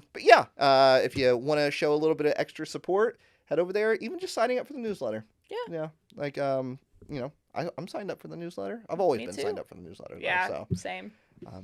So yeah, that is what's going on at the Pokemon Center this week. Let's just check up on the Piplup here. Just make sure. Piplup situation? Yeah, make sure the necklace is still in stock. So y'all can still get a Piplup necklace. And I will say it is pretty cute. And its arms do move, so. How do they move? They just move. Like. Well, people can't see it, so you have to imitate Well, they like articulate. Like, how would you think? It's like little flippers, just like move up and down. Okay. Yeah. I was just curious. I just wanted to make sure everybody could understand how it moved. Mm-hmm. Let's see if any other Piplup shirts back in stock. Look at this Sinnoh. What size do you think's available? Well, not my size. Okay. Size small only. I do like it, but let's see. Anything else? No, there's not. I do need this little donut guy though. Oh, the Halloween one. I need him. I don't even think I have that one actually. Really? No. It's a good one. It's really cute. I do not have that one. I think that was what, 22? Oh, it's Score Bunny's right there, so. I feel like it's 2022 or 21 maybe. That sounds about right. Yeah. I would say maybe 2021. Yeah, that sounds right. Would be my guess for that. I do still need him. I might have to head over to eBay for that one. Yeah. I don't think Pokemon Center is going to restock that. Well, they could. I feel like most of the time with like the holiday ones, it's like kind of once they're gone, they're gone. Yeah. Yeah. I typed in Piplup. Why did these Pikachu socks show up? I am not sure. Is Piplup on them? No. No. Okay. I don't know, but that's odd. Interesting. Okay. That is it for the Pokemon Center this week. However, it is not the end of the podcast. No. We still have to discuss what's going on in the world of Pokemon. Now, remember, we're not breaking the news. We're simply just discussing what's going on in the world of Pokemon.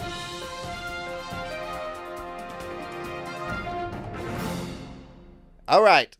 First bit of news. Is first partner packs. First bit of news. First partner packs. It works out perfectly. And this will be series 2 of the first partner packs featuring the starters from the Johto, Unova, and Galar regions. Look at this. I think the Chikorita might be my favorite one. The Chikorita is good, but I think my favorite...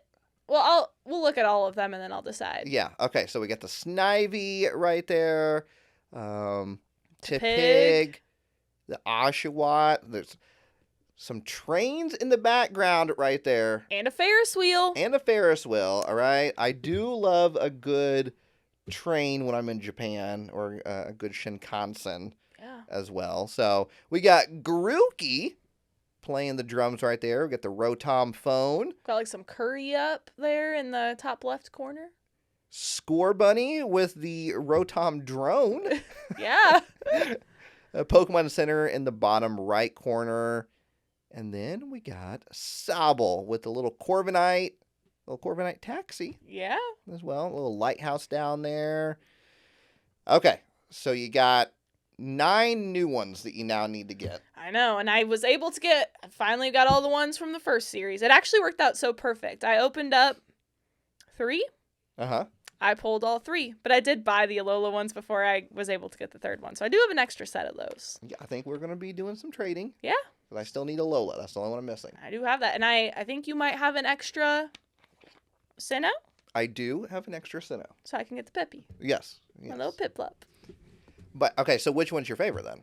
I would say the Oshawott, honestly. It was going to be one of the black and white ones, but yeah, Oshawott. Is it because of the trains? And the Ferris wheel. And it's just, I love the black and white. Like, you could just tell, like, this is, like, even if the Pokemon wasn't on there, it just looks so black and white. I really love the whole set of these. It definitely has that vibe for sure. It looks so good. Like, I feel like with the first set of the first partner packs, they all had a very similar vibe to them. Yeah. These ones all look a little bit more unique. I agree. I really like the black and white ones, though. Those are definitely my favorite of the sets. I got to go with the Johto.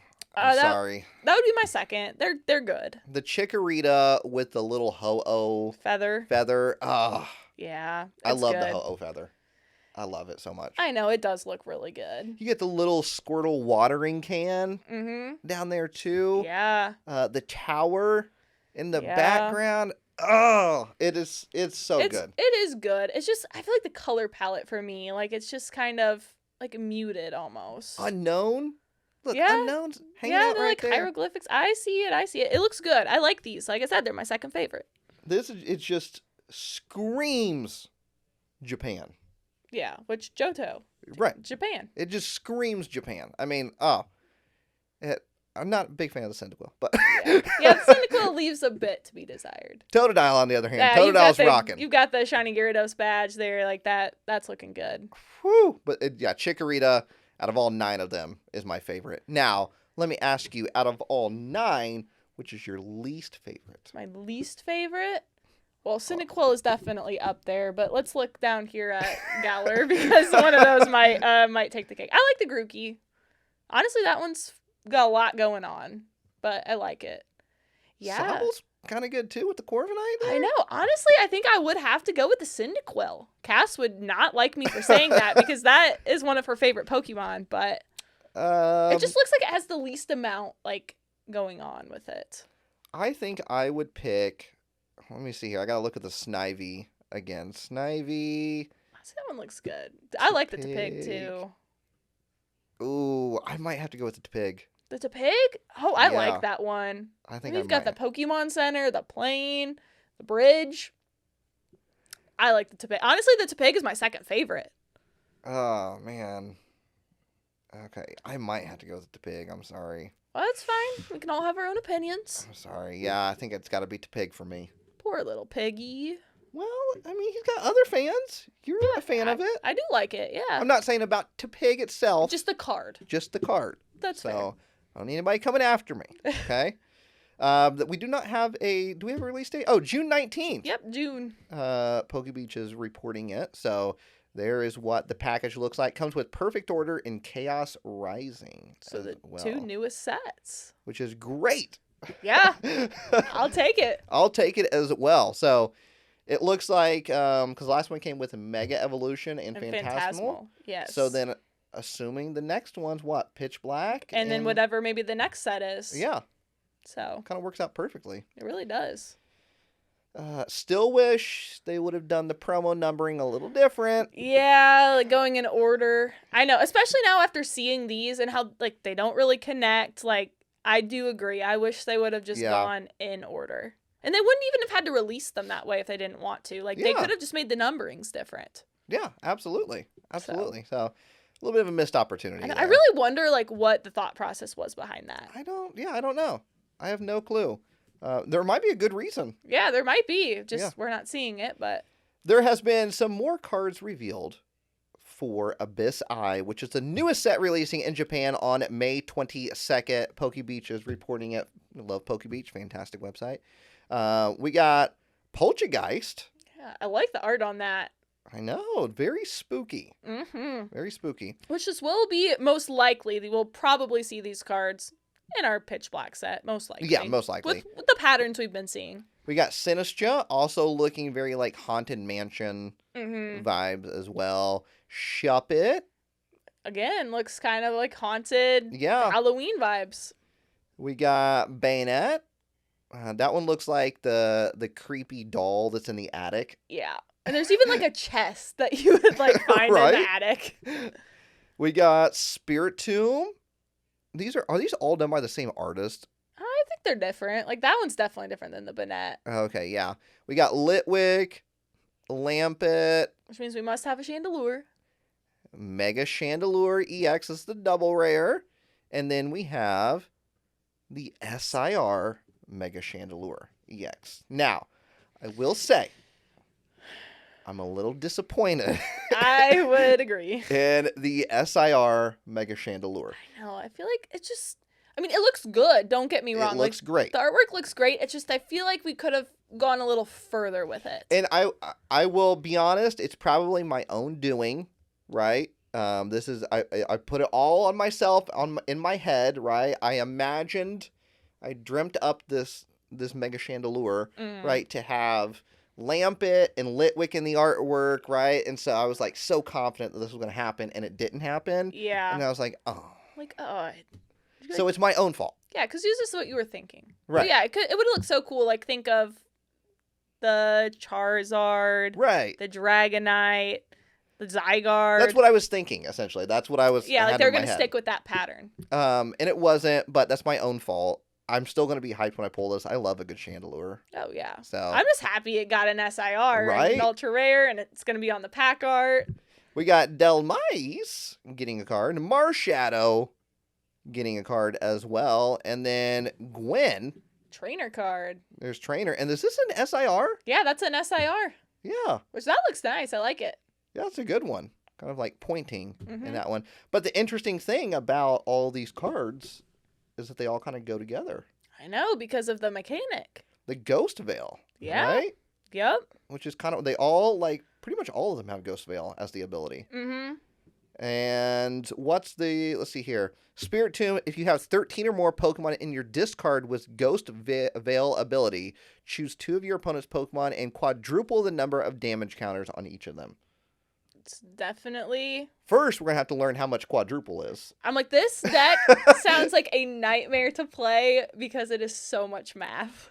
Okay, so when I started reading all of this, I was like, oh, okay, all these cards go together. Like, yeah, it's definitely, like, if you're playing, like, it's going to be a deck, right? Like, it's all the mechanics work together. It's all about, like, spreading damage and damage counters. So, what's your first thought when you saw all this? I was like, that's a headache. My first thought was, like, this is Mark's new deck. I could see that. Mark loves to play with, like, and I don't blame him because I'm the same way, but Mark loves gimmicky decks like this. Yes. And so I instantly was like, this is Mark's new deck. Like, don't get me wrong. I like gimmicky decks, but not when there's this much math involved with damage counters and spread damage. Like, that's just too much to keep track of. Like, I had just thinking of going to a regional where you're playing like 10 plus games. Oh. And I'm like, nope. I need something a little more linear than this. The Delmice has Regretful Rage, which is 30 plus damage. If you have 4 or more Pokemon in your discard with the Ghost Veil ability, this attack does 140 more damage. So you can see, like, you're wanting to get stuff in your discard, but then you're also wanting, like, it's spreading damage counters, and yeah, it's definitely a mechanic for sure. Yeah. We got Gwen, which has discard up to 2 Pokemon from your hand, excluding any rule box Pokemon. Draw 3 cards for each Pokemon discarded in this way. So honestly, that synergizes pretty well And honestly, this could be good in some other decks, too. I was going to say, this like almost works good in any deck. I know, because you can like thin out cards you don't need. And then also, like, it's great draw support. Like, you could draw 6 cards. Yeah. That's great. You can thin out your hand. Like, that could be good. So, yeah, that definitely is adding some support to the Ghost Veil ability. So, yeah. May 22nd is when Abyss Eye releases in Japan. And then, like we said, most likely will be in our Pitch Black set that gets released later this year as well. Which gets released in what, June? July. Is it July? That's what it said up there. Yeah. So I'm going to go with it. I guess it is July. Well, I'll trust Poke because next month is June. Yeah, next month is June, so. But wait, what date did it say? It just said July. In July. Oh, what's the date? Well, I wonder if pre-releases start in June. I could see that happening. Oh. Yeah, unless it's late July. So this should be coming out like right kind of before Worlds. Okay, pre-releases will take place July 4th to July 12th. So releases on July 17th. So Worlds, it'll be illegal for Worlds. Yeah. Yeah. Is it the last set before Worlds? I don't know. It probably will be. Because Worlds is the end of August. So, yeah, but there could be a special set, right? Well, we're getting the anniversary set in September. So I doubt it. Yeah, that's true. I feel like this will probably be the last set before Worlds, which is interesting because I feel like the past few years there has been a special set kind of before Worlds or right around Worlds. So yeah. I remember one year we got, what was it, Unified Minds, and then like 2 weeks later we got Hidden Fates. So oh wow. Yeah, I lost my notes. I don't know what we're doing. Well, we're going to talk about some Chaos Rising, kind of some promos, exclusives. Oh, yeah, that's what it was. What did I do with my... Yeah, where's your paper? Oh, I put it down here. Oh. In my secret compartment. Such a good spot for it. I was going to say, if you didn't see it, to check the trash can. Oh, a little Trubbish? Yeah. Yeah, Chaos Rising. So they revealed the promos. Yes, for the release day. There'll be some exclusive promos. I think it's if you purchase $15 worth of Pokemon TCG, you get a promo. And there is a new store this time around, too. Oh, here they are. There they are. Yeah, there's the promos. So we got Ho-Oh is at GameStop, of course. Of course. Okay, well. Yeah. Moving on. Keldeo. I like that Keldeo. I do too. So the Keldeo is at Hot Topic, Barnes & Noble. And for the first time. New to the family, Box Lunch. Box Lunch. So that's going to be interesting. It's going to be interesting because, okay, if you don't know, Hot Topic and Box Lunch are owned by the same company. Yes. So that makes sense that Box Lunch is thrown on there as well. But I never see Pokemon cards at Box Lunch. Me neither. So yeah, when I saw this, I'm like, oh, are they going to start carrying Pokemon cards? You'd think they were going to have to, unless it's just you buy something Pokemon, because they do have plenty of Pokemon like apparel items in there. Yeah. Like Funko Pops. Which then means you're going to have to spend more. Yes, but they do have like Funko Pops as well. Like they have other things. So. But maybe they'll start carrying product from here on out if they're doing new set releases, basically. So most likely, if they're going to have single packs, it's going to be the exact same price as Hot Topic. Which are overpriced. Were they like $10? Yeah, I think it was like $9.99. Yeah.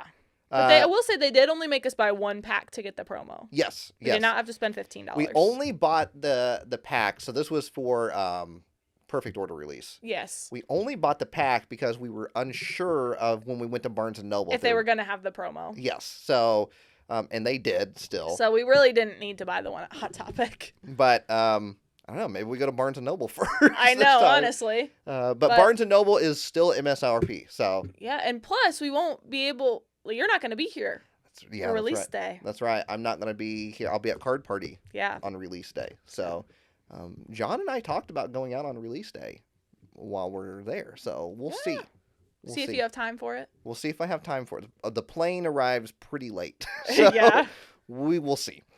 Delphox will be at Best Buy. There he is. So, I mean, Ho-Oh is my favorite legendary. Mine too. And it's kind of unfortunate that where it's at. But. Yeah. So pre-release is still happening this weekend. Ask your local card game shop if they are holding an official pre-release event. Yeah. And sign up right away so you make sure you secure your spot. It's a lot of fun.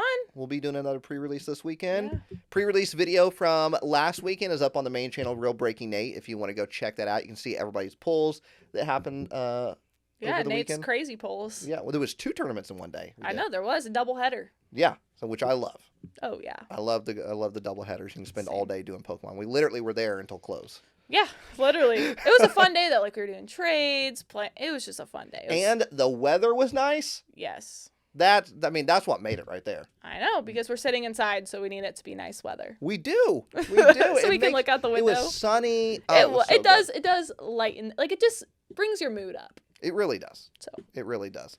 All right, Katie, what's the next bit of news we got here? We got to go over to some food. So that's all of our TCG news. But goldfish. I love fishes because they're so delicious.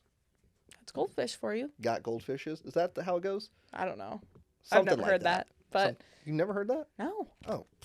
Never have. I thought you just made it up on the spot. And I was like, that's pretty good. I like it. Yeah, I made that up right now. Uh-huh. If I had the guitar, I'd play a little jingle that I made, but I don't. So, yes, this is obviously not the first time that Goldfish has paired up with Pokemon. No, because we had some pretty recently, but these, I will say, are a little bit more fun. Yes. Because they are shaped like the Pokemon and colored. So we have one for all of the original starters. Kanto, yep. Yep. So we've got Squirtle, Charmander, Pikachu, Bulbasaur, and each one has its head shaped as a goldfish. Yeah. And it's that color.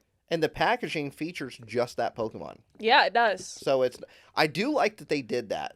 I like that they didn't just go, okay, here's one overall package. And everything's in here.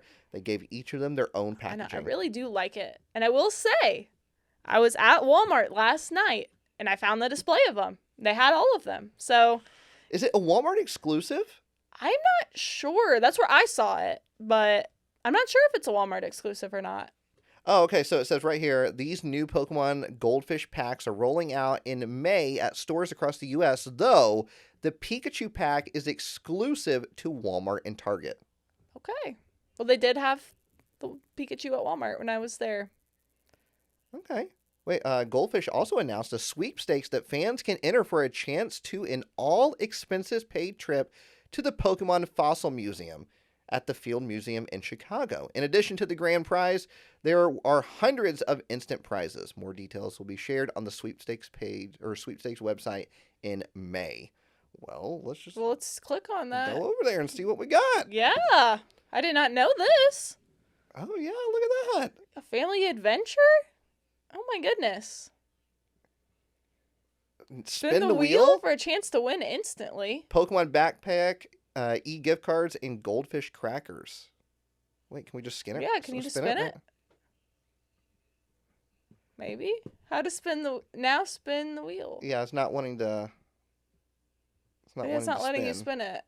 I wonder if you have to enter all of that other stuff and then you get to spin the wheel. It also says skip this activity too. Yeah. Build your team of Goldfish. Yeah, shop now. Oh, and that's all. Okay. Well, which one? If you were at the store and you had to pick out one pack. Okay. Which one are you going with? Pick your starter. I mean, I picked Charmander when I was a kid. Yes. That was the first starter I picked. That does look kind of like the same color as Goldfish typically are. Yes. I would go with Bulbasaur. Bulbasaur? Yeah. That's a cute one. That's definitely Cass's favorite. I'd go with Squirtle. A blue goldfish. You want to know what this reminds me of, oddly enough? Hang on. Can you give me a hint? There's no way you're going to guess it. It has nothing to do with Pokemon. But it has something to do with food crossovers. Food crossovers or just food? Food, but crossed over with another entity. And you're saying the blue one reminds you of this? Yes. You gotta give me a hint. It's not Pokemon. Well, okay. It's mac and cheese. Mac and cheese. But that should be a big hint. I think this might be the only time that there was blue mac and cheese. I don't know when. I can't think whenever there was blue mac and cheese. Did they ever do like Blue's Clues? It was Blue's Clues really? mac and cheese. Yes, there was like Yes. the paw and it was blue. And it wasn't every single piece. It was just some of the pieces and it was blue. I remember as a kid, like we would usually get like the store brand mac and cheese or just the regular because the shapes were more expensive. So it was like a special time when you got the shaped mac and cheese. And I remember when they had that, like that was I would go crazy. I would like beg my mom to get the Blue's Clues mac and cheese because it just tasted better. I literally was just like, okay, what property would they use blue for, right? Yeah. And it's like Blue's Clues, right? Yeah, it was so good. Like that was my childhood right there. I remember getting that. To my knowledge, that's the only time they've done like blue mac and cheese. Well, I'm gonna see if there's a box on eBay. No. I don't think there is, unfortunately. Dang. Blue's Clues macaroni and cheese. Yeah. No. None on eBay. I'm not seeing a single box. I just want to go look and see. Like, I just want to like remind myself what the box looked like. Like, I think it had like blue on there. I feel like they might have done like 2 series of them too. Yeah, I want to look up a picture now and see what this is. Blue's Clues mac and cheese. But yeah, that's like when I saw that Squirtle. That's like immediately what it reminded me of. Okay. But you see it? Like, I see it. Some of the paw prints were blue. Like, not all of it. Oh yeah, I remember this box. Oh. It's like so nostalgic. But yeah. Somebody find Katie a Blue's Clues mac and box and send it to her. Yeah, and like if you have this in your house, like I would, that would be so cool. Like I vividly remember, like I think about this. Like when I'm making mac and cheese. Think about it randomly? I do. It will randomly pop into my head and I'll just remember it. Like it was so cool. It was so unique. I will say I do remember the Blue's Clues Mott's. The applesauce? The applesauce? That I do remember. I remember that too. I wasn't a huge applesauce fan though as a kid. But yeah, the Blue's Clues mac and cheese, that takes me back. But yeah. If Blue's Skidoo, we can too. Right? I mean, that's just that's the way I live my life. Really. You know, if I feel like I can't do something, I stop, breathe, count to 3. If Blue's Skidoo, we can too. Yeah. Right? That's just the motto to live your life by right there. there. It really is. It really is. So, Goldfish out now. And it is almost a crime that there is not Magikarp Goldfish. It really is. Like, that is such a miss. And maybe, like, we had those other goldfish come up. Maybe they're still to come. I feel like they got to be holding on to it for something big. Big, yes. Like, do we need to get to the 50th anniversary to get the Magikarp Goldfish? How is it not the first one that's released? I know, like it just seems like such low-hanging fruit. Like a Magikarp Goldfish, it makes perfect sense. Right? Oh my goodness. But these do look really good. Okay, well, you found them. I did find them, and I did get them. So me and Cass are going to be eating, we did get one of each. So we're going to be eating a lot of goldfish. And then I got you a bag of the Bulbasaur. Nice. Yep. So I did forget to bring it over today, but I'm sure we'll see you tomorrow. So yeah. Bring it over. And then last but not least, Hershey Kisses. I'm talking about a lot of food today. I know. I'm getting a little hungry. I know. I weirdly kind of am. We ate right before this. I know, but I'm still kind of hungry. Now, we have seen the Hershey Kisses in the past. The bag, all 151. Yep. On the wrappers. You can collect all the wrappers, right? Mm-hmm. And the Hershey's bars. Yes, too. yep. We saw those. Psyduck was one of them. Did you get it? On the shelf right behind you. Perfect. Just making sure. Super Duper Nanny actually got that for me. That's nice of them. But this time, a little bit different. Yeah, because Team Rocket are taking over. Team Rocket blasting off again. Oh, that Team Rocket always taking away our fun. Darn Meowth. But in this case, they're giving us some more fun. Yes. Because it's in stores now. Yep. You can get the packages. I believe there's an image of the package on the website. No, why would there be? There is. It's just down a little further. You have to get through the checklist. So the package looks almost identical, but this time it looks like it's been ripped. Yeah, like there's a corner that's been ripped and it's black, and then there's that red R. Unwrap Mischief Team Rocket Special Edition Kisses. And there is 10 new wrappers. Yes. That have, and the packaging is, or the wrapper is all black with the red R's. And then on the bottom, You have select Pokemon. select Pokemon, but it looks like it is Team Rocket Pokemon because Yep. you can see in this checklist Yeah. Ekans, Arbok. Oh, they want me to sign up. Nope. Ekans, Arbok, Zubat was there as well. Show more Pokemon. Meowth, Persian, Obviously. Victory Bell. We're just going to go through them all so we can figure out what all 10 are. Do you think Mewtwo's one? Yes. We got Lickitung, Coughing, Wheezing, and... It's gotta be Mewtwo.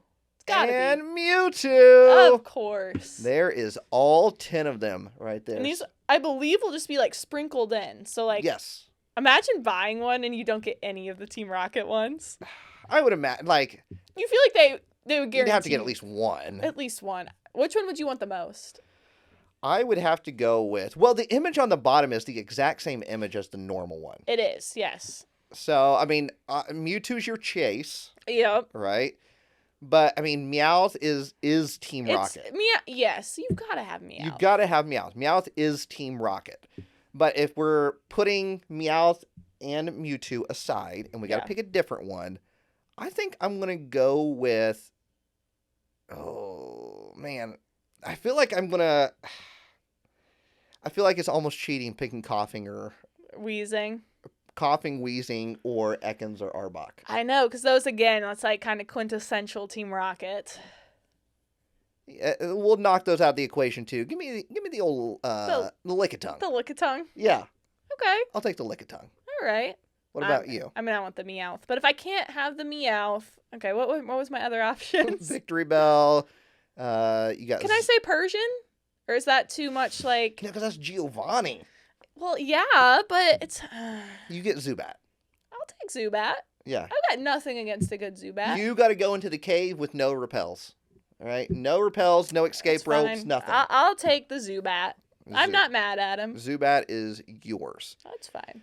But yeah, we do got Team Rocket taking over Hershey's Kisses. Also, you can enter to win some swag as well. Yeah, I was reading this earlier, and it sounds like the grand prize. It's a lot of stuff that's either Pokemon Center or Hershey's things, but then it said there was a Pokemon times Hershey's plaque, and then there's also a Pokemon times X Hershey's patch. But there's no pictures. There's no pictures, so we don't know what it looks like. Okay. So, and I believe it said there was one grand prize winner and 10 first prize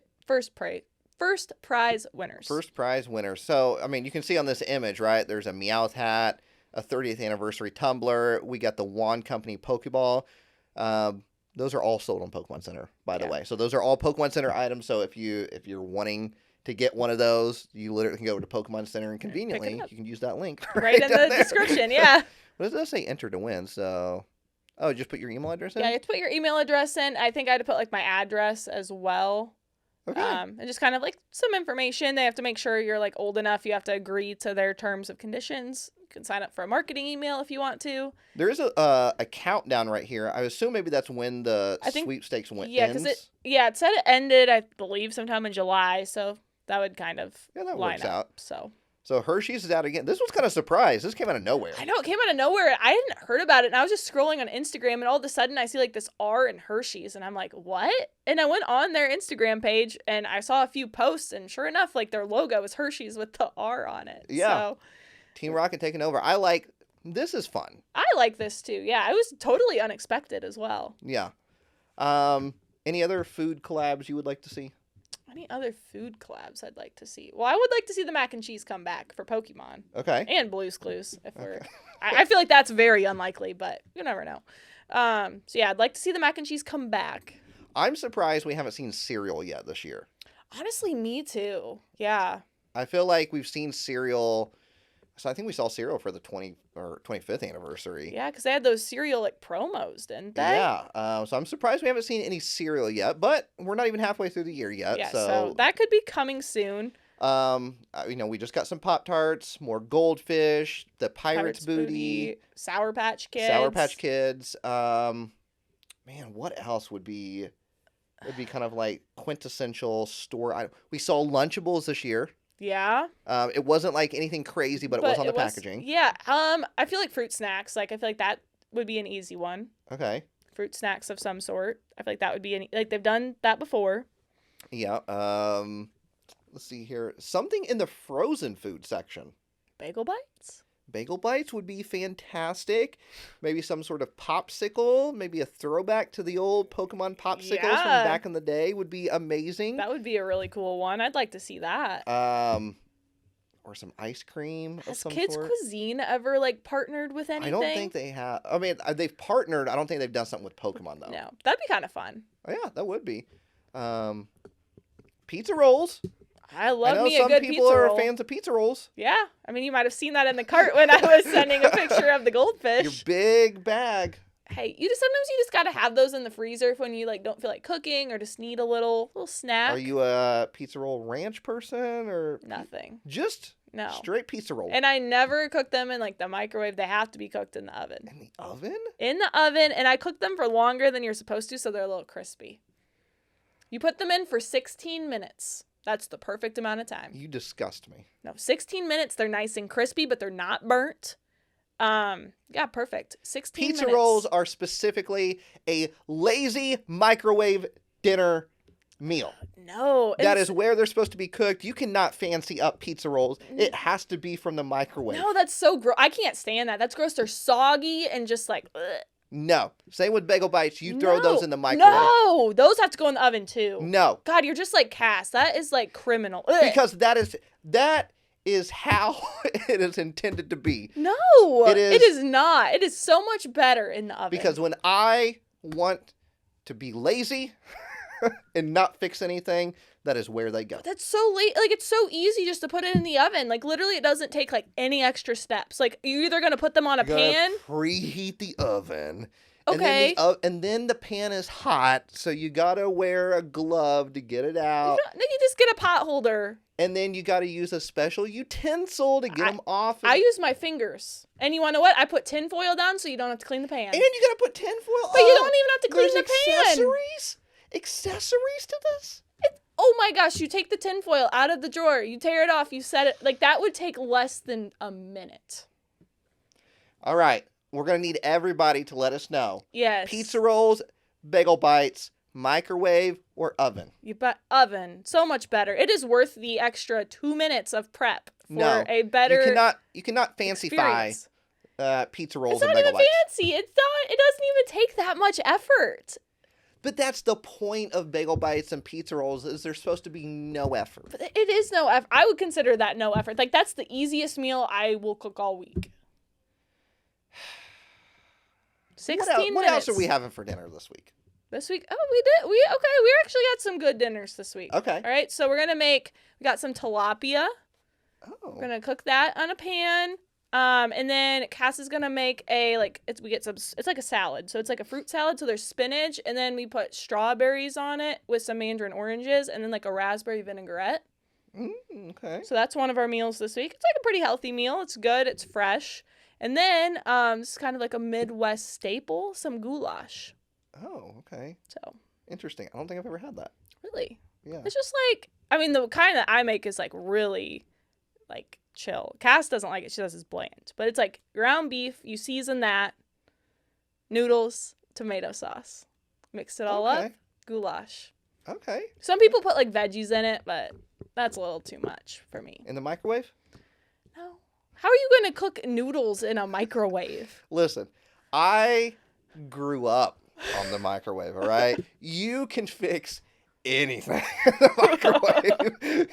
You just got to know how to use that microwave. See, I feel like I barely use a microwave. Like, even if I get leftover pizza, that's going in the oven. Like, I will put it in the oven. I warm up it makes it crispy. It won't get soggy. I'll eat it cold or I'll eat it in the oven. I never warm it up in a microwave. No. So you have 3 meals planned for this week? Yeah. Like, what's the other meal? I'm just saying, I feel like I know your guys' schedule for the rest of the week. What? What's the schedule? And I feel like that's too many meals. No, not at all, because I can tell you exactly what days we're going to eat that. Okay. So on Let's see. So tomorrow is Wednesday. Thursday, we're going to make the goulash. Okay. And then Friday, we're going to make the fish. And then we're going to do trade night. So we're not eating out on Friday? Oh, actually, no. I think Cass is going to do that on Saturday before the pre-release. Wait, so dinner before the pre-release? Yeah, we're going to eat lunch. Oh, so the fish would be like a lunch because that's because it's a light meal, right? Oh, okay. So it's just like it's not that much fish. They're like pretty thin little fillets, and then you have a little salad. Okay. So like that's just like that makes sense. Then. A light meal, yes. That was our plan for Saturday, and then Friday we'll probably just who knows what we'll eat, but yeah. And then the pizza rolls are just there to be like in case we need to make like food. Right. Yeah. Throw them in the microwave. The oven. Well, I mean, so your oven's probably gas, right? Or is it electric? Electric? I'm asking you. I think it's electric. Well, the stovetop is electric. So I don't know. Do you have, does fire come out of the burners? No. So it's electric. It's like the coil. Yeah, it's the coil. Okay. So it's electric. Okay, so you got electric. Yeah, I wish I had a gas stove, but no. Okay. Because I was going to ask you, like, if, like, one thing went out, then you have to resort to the other, right? Yeah, but I try to avoid the microwave, honestly. Honestly, I don't know the last time I, like, warmed something up in the microwave, if I'm being honest. Yeah. Oh, oatmeal in the morning. Sometimes I like that. I use the microwave for that. No, that's got to go in the air fryer. The air fryer? I could see you cooking it on the stove. I don't even have an air fryer. We have an old one. I don't think we've used it for anything. Yeah, I usually use the oven or the stove. Yeah. You know what? The whole... I'm sure air fryers are good. Yeah, right? I just have never... But we always talk about getting one, but I just don't want it to sit on the We all counter. know that one person that's like, oh, you got to throw it in the air fryer. Yeah. You're like, shut up. Yeah. I don't want to hear about your air fryer nonsense. No. Throw it in the microwave. Exactly. So. No. No, oven. I was on board with the no air fryer, but no, you got to put it in the oven or cook it on the stove. And I don't want like, oh, yeah, dude, you won't believe it, man. I had Taco Bell. I had this burrito left over. I just threw that bad boy in the air fryer. No, stop it. First off, who has leftovers from Taco Bell? Stop it. I don't want to hear about you throwing anything into the air fryer. No. Yeah. Get out of here with this nonsense. Yeah, no, I don't use the air fryer either. So, well, I think that is going to do it. Yeah. So that's the debate, I guess, now. Oven versus microwave. Let us know. Yeah. I mean, we all know it. We all know the comments are going to be microwave. Oven. I'm telling you right now. It's all going to be microwave. Team oven. Hashtag team microwave. So that'll do it for this week.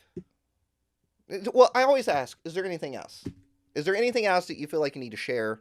I'm feeling pretty good. I mean, this might be the longest episode ever, actually. It could be. Could be. Anything else you need to share? I mean, I think I'm pretty good. Is there anything on your minds that you just have to share?